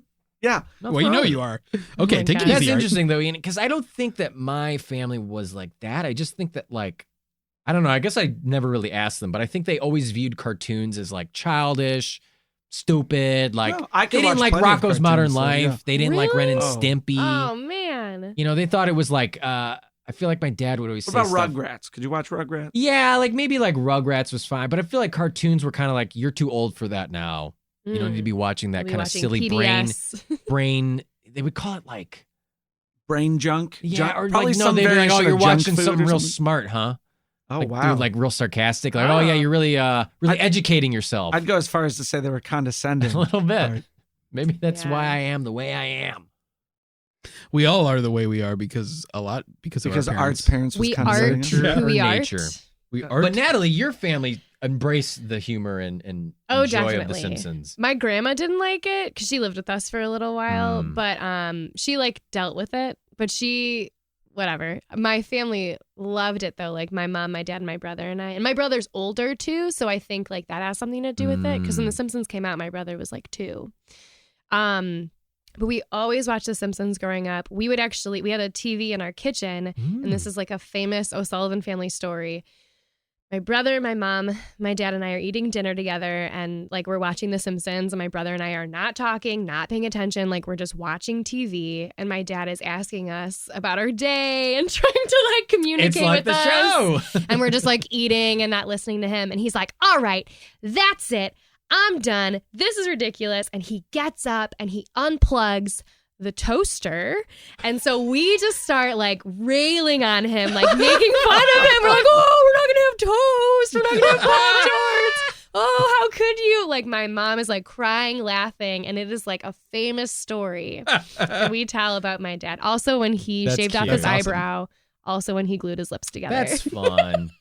That's fun. I like those stories. But yeah, like Been nice to have those. Also talking about like The Simpsons and sex, one of my favorite quotes is when Bart skips school and he's like, "It's a beautiful day. The sun is out. The birds are singing. The bees are trying to have sex with them, as is my understanding." So good. It's a great fucking line. Yeah. And Andy, obviously you were like in your mid 40s when The Simpsons were airing. Yeah, so at 89, nobody cared what in you were December doing. '89 when it was released, I had just turned 36, and for me, The Simpsons was You've already been run out of 4 different counties at that point. They say you can never go back home, and that's true for me because there's a warrant still out for my arrest. No, I was 4 years old, but I was allowed to watch The Simpsons. It was required It was like your viewing. generation's Yeah. show, really, I feel like. For me, I really think that The Simpsons was the 90s. along with Seinfeld for comedy for me. Mm. Like that's what we were watching on TV at my house. You know what's weird? I could watch Seinfeld. No, I remember sometimes My parents liked Seinfeld too. Seinfeld, everybody liked it. Honestly, if I'm going to break it down here, because they'd be in bed or something, like the sex was implied. They talk about sex all the time. Oh yeah, They have And a whole I'd be episode like- of masturbation. Exactly. Yeah. And I think a lot of that went over my head, or like I'd see them in bed. I'd be like, oh, adults are in the same bed, like whatever. Yeah. I didn't put everything together. And now that we're talking about it now, I think the big difference between The Simpsons and Seinfeld is church. And that they go to church and that they don't like going to church. Mm. And there is some sort that The Simpsons relationship with church, I think that makes That's a difference to interesting. And probably my mom, you know, in that she's very religious. Sure. And I think just any sort of slight or criticism can, you know, or even just a joke. I remember one time in church leaning over to my mom and going, "Not a laugh in the place." She gave me the dirtiest look. Oh my God. So I Classic think for me Ian. that was What a scam. you know, I'm going to say, I think for me, the reason that a lot of people couldn't watch it is because the presence of child characters in The Simpsons. I think that Yeah, because you were alive during the time when you actually saw a lot of the pushback against it. Now, obviously, nowadays we look back and like The Simpsons, it's like it's such a cultural touchstone Yeah. now that And, that's like, sort of they weren't doing people anything. forget. It's become what it was against at first, you Right. know. But I think that people like my grandparents, they didn't like the idea of a kid like Bart Simpson, Right. Oh, He's like a yeah. bad kid. a foul-mouthed youth little Eat my holidays shorts. ago. who's not respectful of his elders. Like it's Right. that kind of thing that I think they felt like, oh, this will be a bad influence on you. South Park was my I sneak it show. That was my That's I funny. had to convince an older relative or something to get me the DVDs or something. Oh, my 'cause- parents hate it. I was not allowed to watch South Park. Yeah, South Park was Really? 10 times worse No, too. me neither. And then I remember I going to fucking my loved it. uncle's I still house do. where like my 3-year-old cousin was watching it. Right. I'm like, Mom, like Joey gets to watch it and I don't. She goes, he doesn't understand what's happening. Yeah. You're like, all right. Well, Well, and now I he's think talking about anal That was a probing. big Yeah. thing. It was like I think Oh, I got that. Why does Our- she think that you understand it? our parents felt like the shows we watched, like, you know, and this was like the time. It was like you had things like Columbine, right? And it's like Mhm. you didn't want your kids to be watching this like quote unquote filth. We were that too would- influenced right. by it. Right, we were being Yeah. influenced by Right. it. But nowadays we understand that it's really more your you know- peers. You know, I do think the older I get, especially with the violence. I was watching Mr. Robot, and Yeah. there's a scene where just a bunch of FBI agents are just slaughtered on the ground, piles of blood everywhere, and I'm like, man, they would not have allowed this on TV before. It's on fucking And USA. And you know what? I think for a lot of people, like it's crazy and it's shocking, Right. but I think for a lot of people, it wouldn't phase them Hmm. as much. And the older I get, I go, you know what? I think there is a certain amount of destigmatizing that leads to some of the problems we have now. There is a big opinion that Ian, that at the time The Simpsons came out, that sitcoms were so saccharine Mhm. Hmm. that, and people were just not accepting at the time of a change in this model that had existed like since TV had started. Like sitcoms existed almost unchanged in the format, Hmm. and then this was such a wild left turn Yeah. from the That's a good format. point. It's a good point. It's very interesting because I feel like Simpsons had such a positive influence on my life. And my parents like saw that and they like fed into it. Like I remember I was 8. Wow, you must have great parents. Thank you. Hey, Mom and Dad. Yeah, Art humble looks brag. pretty sad right now. By the way. Anyway, continue your story, Natalie. My dad went to Philadelphia, and I remember when he came back, he brought me a Simpsons episode guide, and I poured over it. Like I just read it so much, and I was like 8 years old. Like I Yeah. was so interested in it, and like asked my parents about cultural references I didn't understand. Mm. And then I would You like, saw it as a teaching moment. yeah, and I just was like, wow, I've never seen this episode. Like, I really want to see it, And I remember I would draw the characters, and my parents were like, "Oh my God, you're drawing the characters! Like, this is really cool. Do you want to take an art class?" Right. And I said, yeah. So they signed me up for classes at the Art Institute of Chicago when I was a kid, and like it was awesome. Like I've always felt like it had such a positive influence on me, like artistically and creatively, and also like in comedy, because it's such a smart show. And I think part of it is like the writers too, like Conan. My parents love Conan. But it's also very goofy, and I can see how you would probably bring some of the goofiness out of you as a kid. Oh, totally. And I mean, that's, even shows like Futurama, though everyone on that show was like so fucking smart. Yeah. And you really had to be to make those kinds of jokes. Well, they have actual like scientists as writers. They did some. There was some episode where they actually brought in physicists to conduct a like full length published piece of research for just a joke in the show. I forget what it is. There's like a whole language they created, the alien language that's in the background a lot. Yeah, it's basically like something that Tolkien did for Lord of the Rings. Like they created a legitimate language. All right. Well, if you have any Lord of the Rings podcasts coming up, I've been rereading it recently. Yeah, look out for our new podcast, Lore of the Rings, where we go into the whole backstory of Lord of the Rings. Special guest Aaron Steven. Mankey. I'll bet that podcast already exists. I bet it does in There's multiple probably forms. 5 of them, and Listeners, let us know about your experiences with The Simpsons growing up, or anything that happened to you growing up. Okay. Yeah. Open book. Use the hashtag Growing Up Simpson. Latex condo. Boy, I'd like to live in one of those. Use the hashtag latex condo. Oh my God, what was your favorite Simpsons video game? Crazy Taxi. Always got to be the arcade game. Ooh, the arcade game's good, but yeah. it's frustrating as fuck. Yeah, sure it is, but it's an arcade game. I It's only supposed to ever be. had the Crazy Taxi. Road Rage. Road Rage. Yeah. Road Rage was the GTA one. Oh, it was. Yeah, there Wait, was what's the they made a Crazy Taxi version in The Simpsons. No, I know you're right. Yeah. But then it's not Road Rage. It's I think it's just Hit and Run. Hit and Run. Mm. Was No, Hit and that's Run the GTA GTA? one. Road Rage is You the were Crazy right. Taxi Road Rage one. is the Hit Crazy and Run Taxi is the one, GTA yeah. one. You could have I really liked both of those. Homermobile. You could drive Otto's thing. The school bus. Is this all on PlayStation? Yeah. Damn. Yeah, I guess I had neighbors with the PlayStation. I had an N64. They had Yeah. Road Rage was an arcade game though too. Mm. That's Right. where I first remember Yeah, playing. yeah. I think I played that in an arcade before. I liked Simpsons Tapped Out on my phone. Yes, I was about to tell you We to used to bring it play up. that. You still play that? You know what? I recently got rid of the app because I was spending too much time on it. But I Wow. made it to level 32. Wow. It was pretty dope. Wow. I got to make my own Springfield. It was awesome. Yeah. Wow. Fuck you, Andy. You got your ass beat, boy. Yeah. Well, You didn't make that Spank far. that yellow cheek. time for me to die. Time for me to time- die. Time for me to die.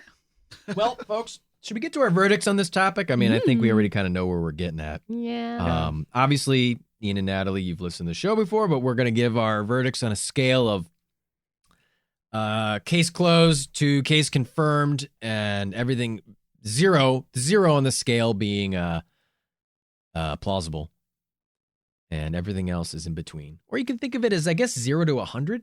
With So 50 we are as plausible. the actual idea is that Matt Groening is a time traveler. Groening.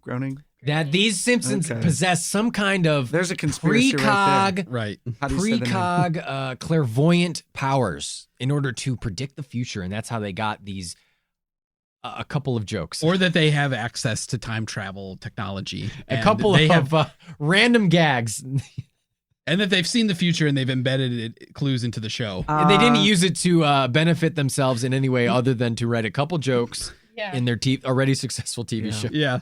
I will give that plausible molecule. Wow. Plausible molecule. In that living in a multiverse with infinite possibilities, Wow. I think it Oh, is this a is very deep. small You chance guys that we are are fucking in the universe wild. that allows for time travel. Wow. Okay. Damn. Love You it. heard it here. There it is. Ian. Plausible molecule. Bringing it back to simulation theory. Yeah. Fair enough, Ian. All roads lead A to fair simulation point. theory. And also, I listened to your Christmas episode, and I'd have to say, when I used to murder Which people, came out last week. when I used to murder people in Roller Coaster Tycoon. That's right. I felt very bad about it, but I didn't really care because they were so low functioning compared to me that what does it matter to me? That's my point. So for in a simulation, and they would be so much more advanced than us, we'd be like ants. They wouldn't feel anything for us, for killing us, or for all these horrible things. So that watch happen to out, us. people in hospitals on life support. Ian's coming for you. You know it is God. fucked up when Andy and I are the two people who are like, we would never create a simulation. That's terrible. Everyone else is like, yeah, I'd fucking do it. What I give a fuck? I'm just saying, like, I'll lock him in a room. Yeah, let I him didn't piss their expect to pants. be on the wrong side of that argument. I always thought everyone would be like, oh, no, I you're wouldn't. on the wrong side of history. About Yeah, I this. know. Whoops. Yeah, that's right. You Yet are the again. famous roller coaster tycoonian. That's right. Our friend, the tycoon. He's a roller coaster tyrant. Yeah. Natalie, your verdict on Oh this, on this boy, topic. I'm somewhere in between the plausible molecule and the case closed. Ooh. Would you Half like a molecule. Okay, Yeah. Plausible this is quark.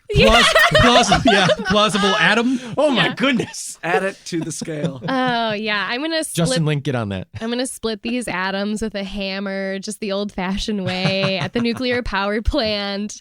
Wow. Empty your Actually- pockets. Yeah. As I suspected. Atoms. Yeah, I'm gonna say that there's some atoms in my pocket of like this could happen. They could be Wow. time travelers. Wow. You guys are wild Because and crazy guys. Why not? You know, not? Okay. if you have like disposable income, which like I'm sure they might, they'd probably, and they've made shows like Futurama, like they probably have a tube. They probably have their own tube that they can just get sucked up in and go somewhere else. Also, listeners, if you have disposable income, tweet at me at Hamilton. Tell me what's it like. Let him know how to do Yeah. it. What's it like? You can even Venmo him if you feel like. Also at Hamilton. You can Venmo me. If everyone Venmo Ian, if you know how to make disposable income, get at us. Let us know how that Like, works. yeah, I'd like to hear some. Yeah, of or that. how to monetize podcasts. Sure. That sounds good. Yeah, so wow. I'm a Mr. in between, but I lean on the side of case closed because I'm Okay. like, why would you? And you know, there's been a lot of synchronicity in our daily lives, so it just could be one of those things. Okay. Fair enough. Wow. Yeah. Okay. The floor is yours, Andy. Literally, the linoleum on the floor. I I'll paid skip for this ahead floor. to Andy's Occam's razor. Well, then there's no need for me to say anymore. Finally. Oh, I'm going God. case closed on this one. Wow. Definitively, the Simpsons writers don't have access to time travel. I balk at the idea that we even call these predictions. They weren't trying to predict the future. They're trying to make jokes.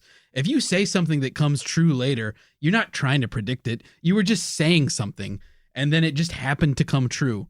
It's not that you predicted anything. The Simpsons, we've said it, they have so much content, 30 years worth of episodes. We don't ever talk about all the stuff they didn't get right. What about flying cars? We don't have those yet, and they predicted that. Hover Technically, bikes. in Lisa's wedding. People point to like video calling and smartwatches and stuff. We don't have flying cars yet. So why would they do a whole episode about the future Or and get the- all this stuff right and then completely put a thing in there that's totally wrong? Or the death of the electric car, because they didn't predict that Tesla would come back. That's They right. have that That's I'm right. an electric car. I don't go very fast or very far. And if you drive me, people will think you're gay. And then there's a bunch of gay people going, one of us, one of us. That's when they're at Epcot. Right. And exactly. they ride the Enron ride. Yeah. Aw. Wow. I'll also say this. A lot of the stuff that A little is- homophobic. gets Doesn't hold up as well. Yeah. I mean, a lot of the stuff maybe doesn't age that well. It's better than some things, though. Oh, I Um, think that's way better than a lot of TV shows. Right. I And- would say they predicted a gay Friends. steel mill. Yeah. What about the possibility that the show is not predicting things that come true, but it is influencing the decisions of people in the future? Like Star Trek. Oh. Yes, exactly. People point a lot to Lady Gaga. They did Lisa Goes Gaga. Lady Gaga has a concert. People say, oh, they predicted the Super Bowl halftime show because it's Super Bowl. It's not the Super Bowl. She just had a concert at Springfield, and she's flying through the air and wearing this costume. And then she did that at the Super Bowl. Is it because they predicted it, or is it because she obviously saw this episode? She was involved in the production of it. Did she just say, this will be fun if I wear a similar costume for the Super Bowl show? And pre-tape this part. Right. Exactly. Are you throwing shade at Lady Gaga? Well, she pre-taped the part. I'm just saying. I wasn't throwing I don't shade. care. I I'm don't give just a saying. shit. Were you there? I don't give a fuck. Did you time travel there? Oh. No, I teleported. New episode. He's got In a time. portal. Yeah. Ian's got a Stargate. Well, don't jump in that matter transporter with a fly. Oh, like Bart. Oh. I was going to reference that episode earlier. Speaking of Bart, Art. Oh, What's your prediction? Yeah. Unfortunately, I have to echo my co-host, your co-host. Art's agreeing with me, I have to everybody. agree with Andy. Echoing what I said. That is even. unfortunate. Case closed. I think much like Star Trek predicted, quote unquote, cell phones and like FaceTime and a whole ton of shit. The rise and fall of William Shatner, all these things. I think it wasn't so much predictions as it was just really fucking smart, not funny in Star Trek's case, but smart people working on that show who were like looking at futurology and saying like, where's technology headed? Well, everything's going to get smaller and smaller, and we're going to have communication devices, instant communication, and cell phones and all sorts of shit. Art, there's one of these examples of stuff is the Higgs boson particle, the God particle, that Homer's got this equation on a blackboard. Right. They had a writer at the time when they did that episode who was really into like physics, quantum physics or whatever. And that's why they put that equation up there. It's like, oh, we need something to put on this blackboard that's going to make him look smart. And the guy suggests this. And it's people say, oh, look, they predicted it. But it's not even the exact right equation. He was actually fucking like looking at the research being like, just use this. It was a thing that existed at the time. It's not that they... Yeah, no, the equation was already around, but it wasn't until they had a giant hyperloop. Right, that they could actually... They could smash atoms that they a bunch of times until they finally found it. Yeah. So yeah, case closed as well. So listeners, those are our verdicts on this topic of The Simpsons. Those are our verdicts on the topic of The Simpsons being time travelers. I'm Joe Quimby, everybody. I'm Joe Quimby. Favorite guest star? Who's your favorite guest star? Ooh, wow. I'm a little torn between Danny DeVito as Homer's brother That's and a great one. Mr. Burns' son. Rodney Dangerfield? Rodney Dangerfield. Those are my two favorites. I would say when Bette Midler and Krusty have a horse together, Crudler. that is pretty.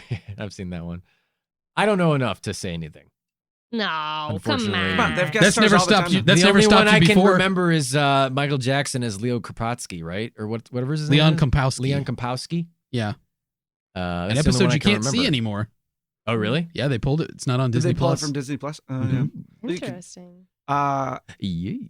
It's the only one I can remember off the top of my head where there's a guest star.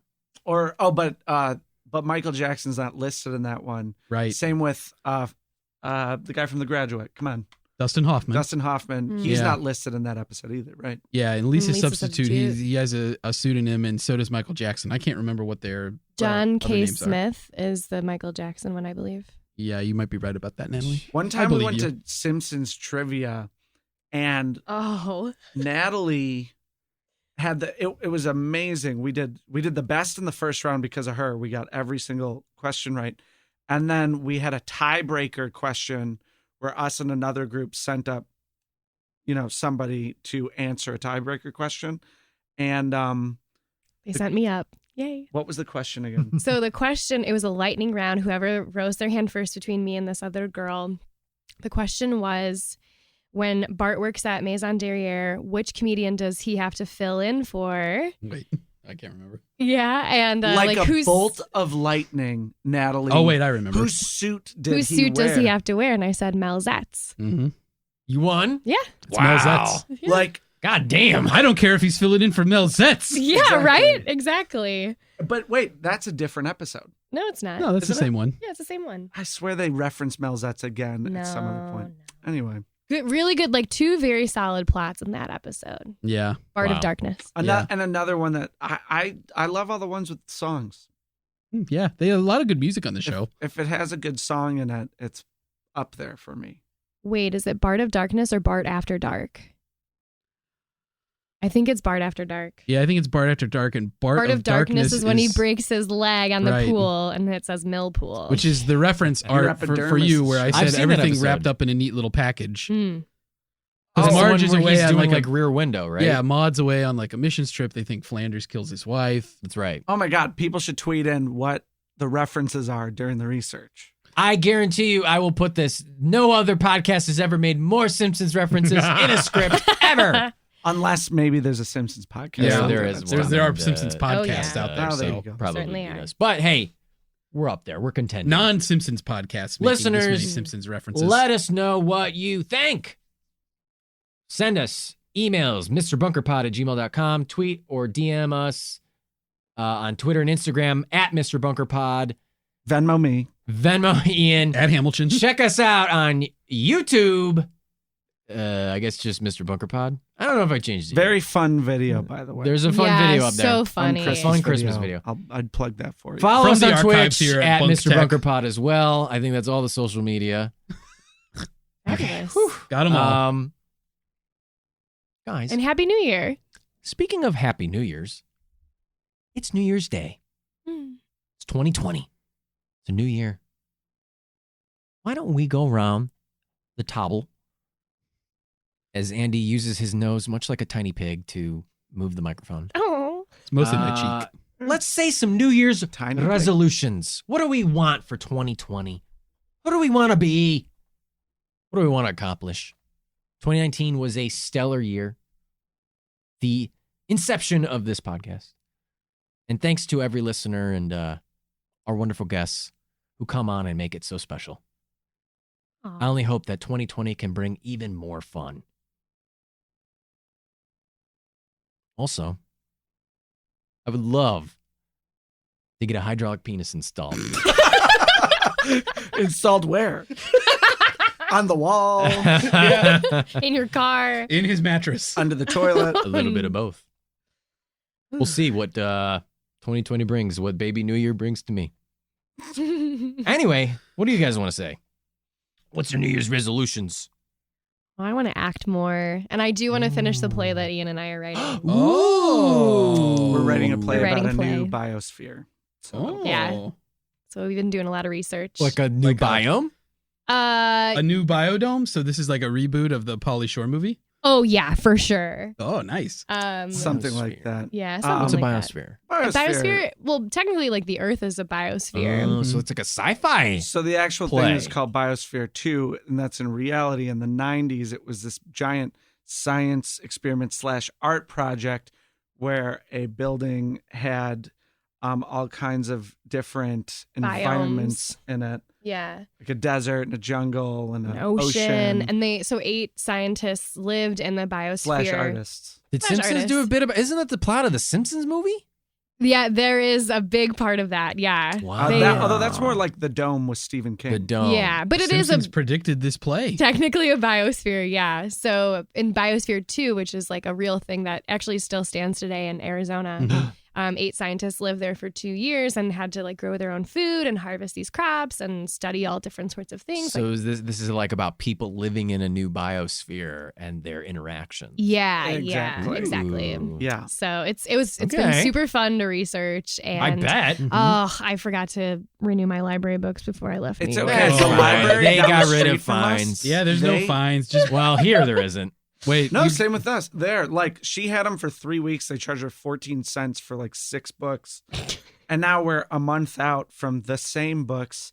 And she went back 2 weeks ago and said, "I'm sorry, I forgot the books, but I just want to pay the thing." And they said, "There's no charge." Yeah, they didn't charge me. So then I was like, oh, I'm just gonna renew them all then, So then you were like, I'm just gonna go masturbate in the back, I guess, like everyone else at the per library. usual. Oh, when I was 13, and What? we'd go to the library. There would be homeless people looking at porn Ah, yeah. all the time. I mean, that's a library. and for us, we could just Google.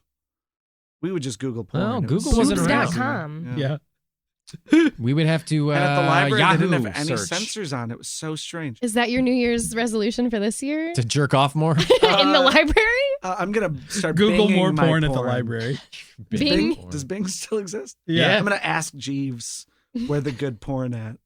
Where the good porn at? What a great question. No. Let us know what you find out.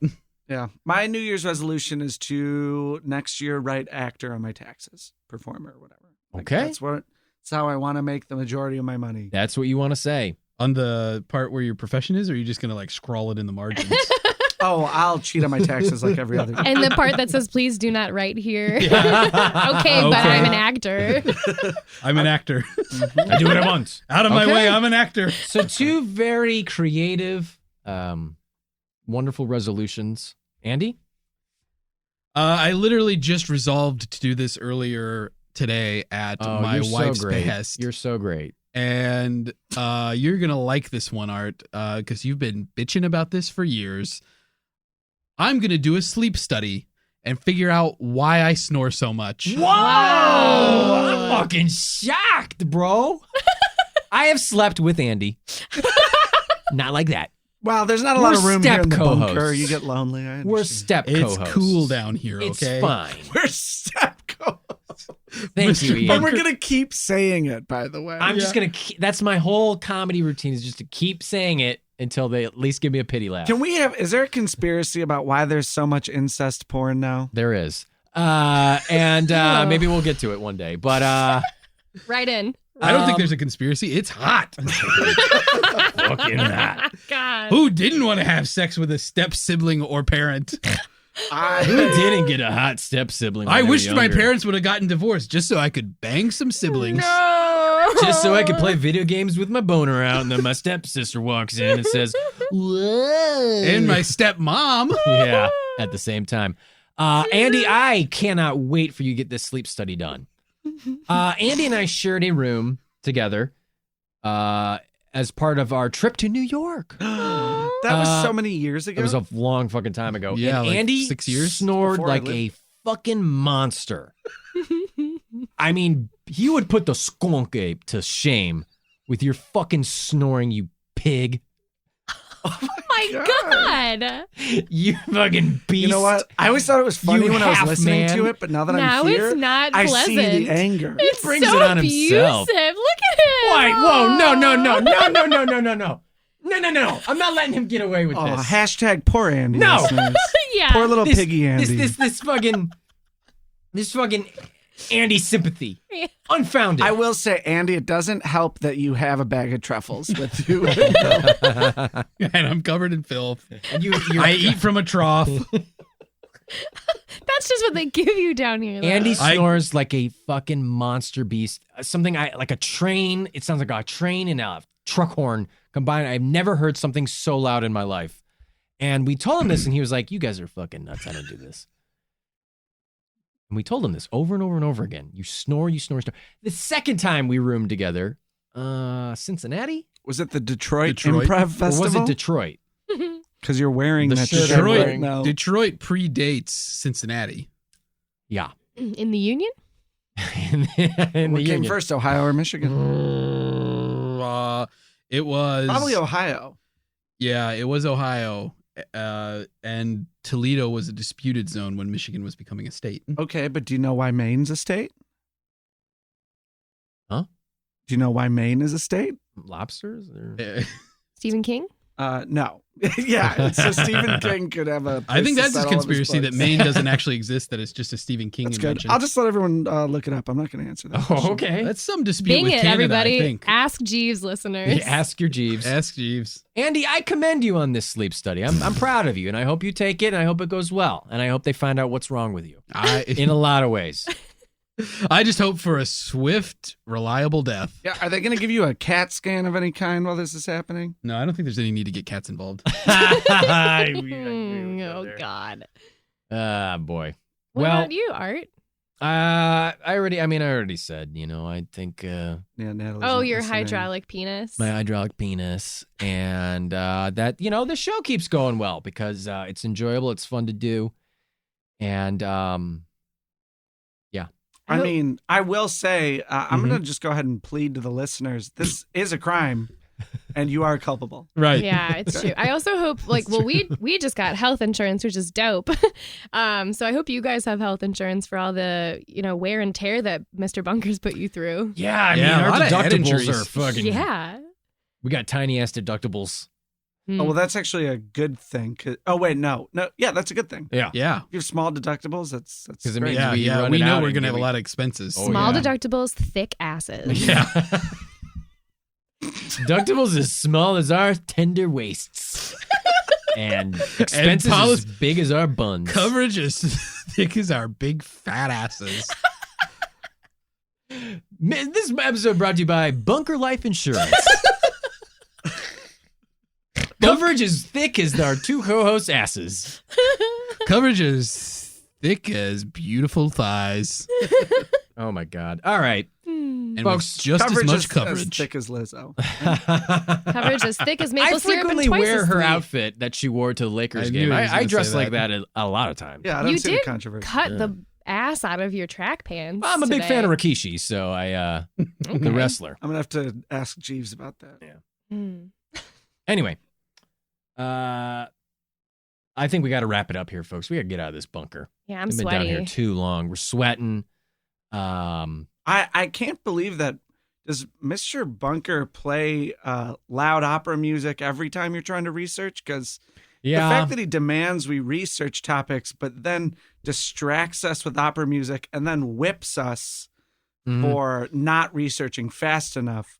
I'm just going to, Mr. Bunker, if I'm going to give you one note, it would be, if the point of this is to research, don't distract us. We'll get it done. We're trying to get out of here. He just does it. He plays opera music. He'll do a bunraku theater experiment. He had a didgeridoo out, He has too. a didgeridoo. You know, and for We those of you keep who telling don't him, know, Didgeridoo, don't do that. bunraku is Japanese puppet theater, and it's really fun if you haven't We seen it. know art. We I get know it. you guys You're know. into We're not hentai. I know you idiots. guys know, but for the listeners out there, he does a lot of weird little things. He puts on little masks and he clip-clops Is that around. Kabuki? Yeah. His kabuki. He does bukkake. He does the oldest form of Japanese theater, which is called no. Mm. So And No, OH. he doesn't. NOH. Oh, yeah. Oh no, he didn't. And Oh, no. No, he He did. did He it. did. plays opera music. You know, Oh, no. He did it. he'll bring out his modified Nerf gun, which the only mod is that he replaced the darts with nails. Did you guys He'll get shoot that around that bunker. Did you guys get rain sticks too when you got in here? Because I got a bunch of rain sticks from You- Rainforest Cafe. No, You got- I got a DVD copy of Rain Man. Oh, nice. But he only has a Blu-ray. Oh, no. Yeah, why does he need The it? I cruelest got an gift. HD DVD version of the Adam Sandler Don Cheadle movie Rain Over Me.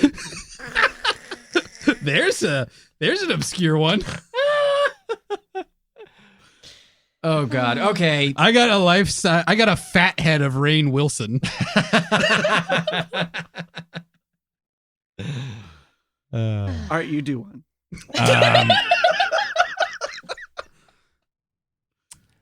I am struggling to come up with anything that says rain. Boy. Did you say Rain Man? No, I said that. You said it. Oh, yeah. Art. I was, hey, listen, you want to talk about Japanese puppet theater? I'm your guy for bits, but You got a nice London fog rain slicker on.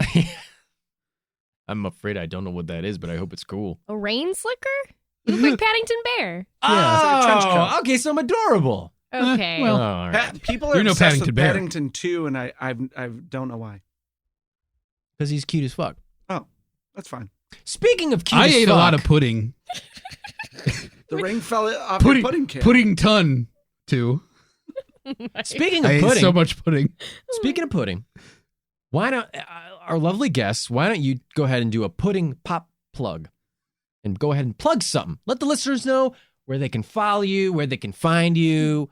Let them know like some shit you put out if you want anything. My Twitter and Instagram at Hamilchin. I don't suggest following either. I do suggest sending money to at Hamilchin on Venmo.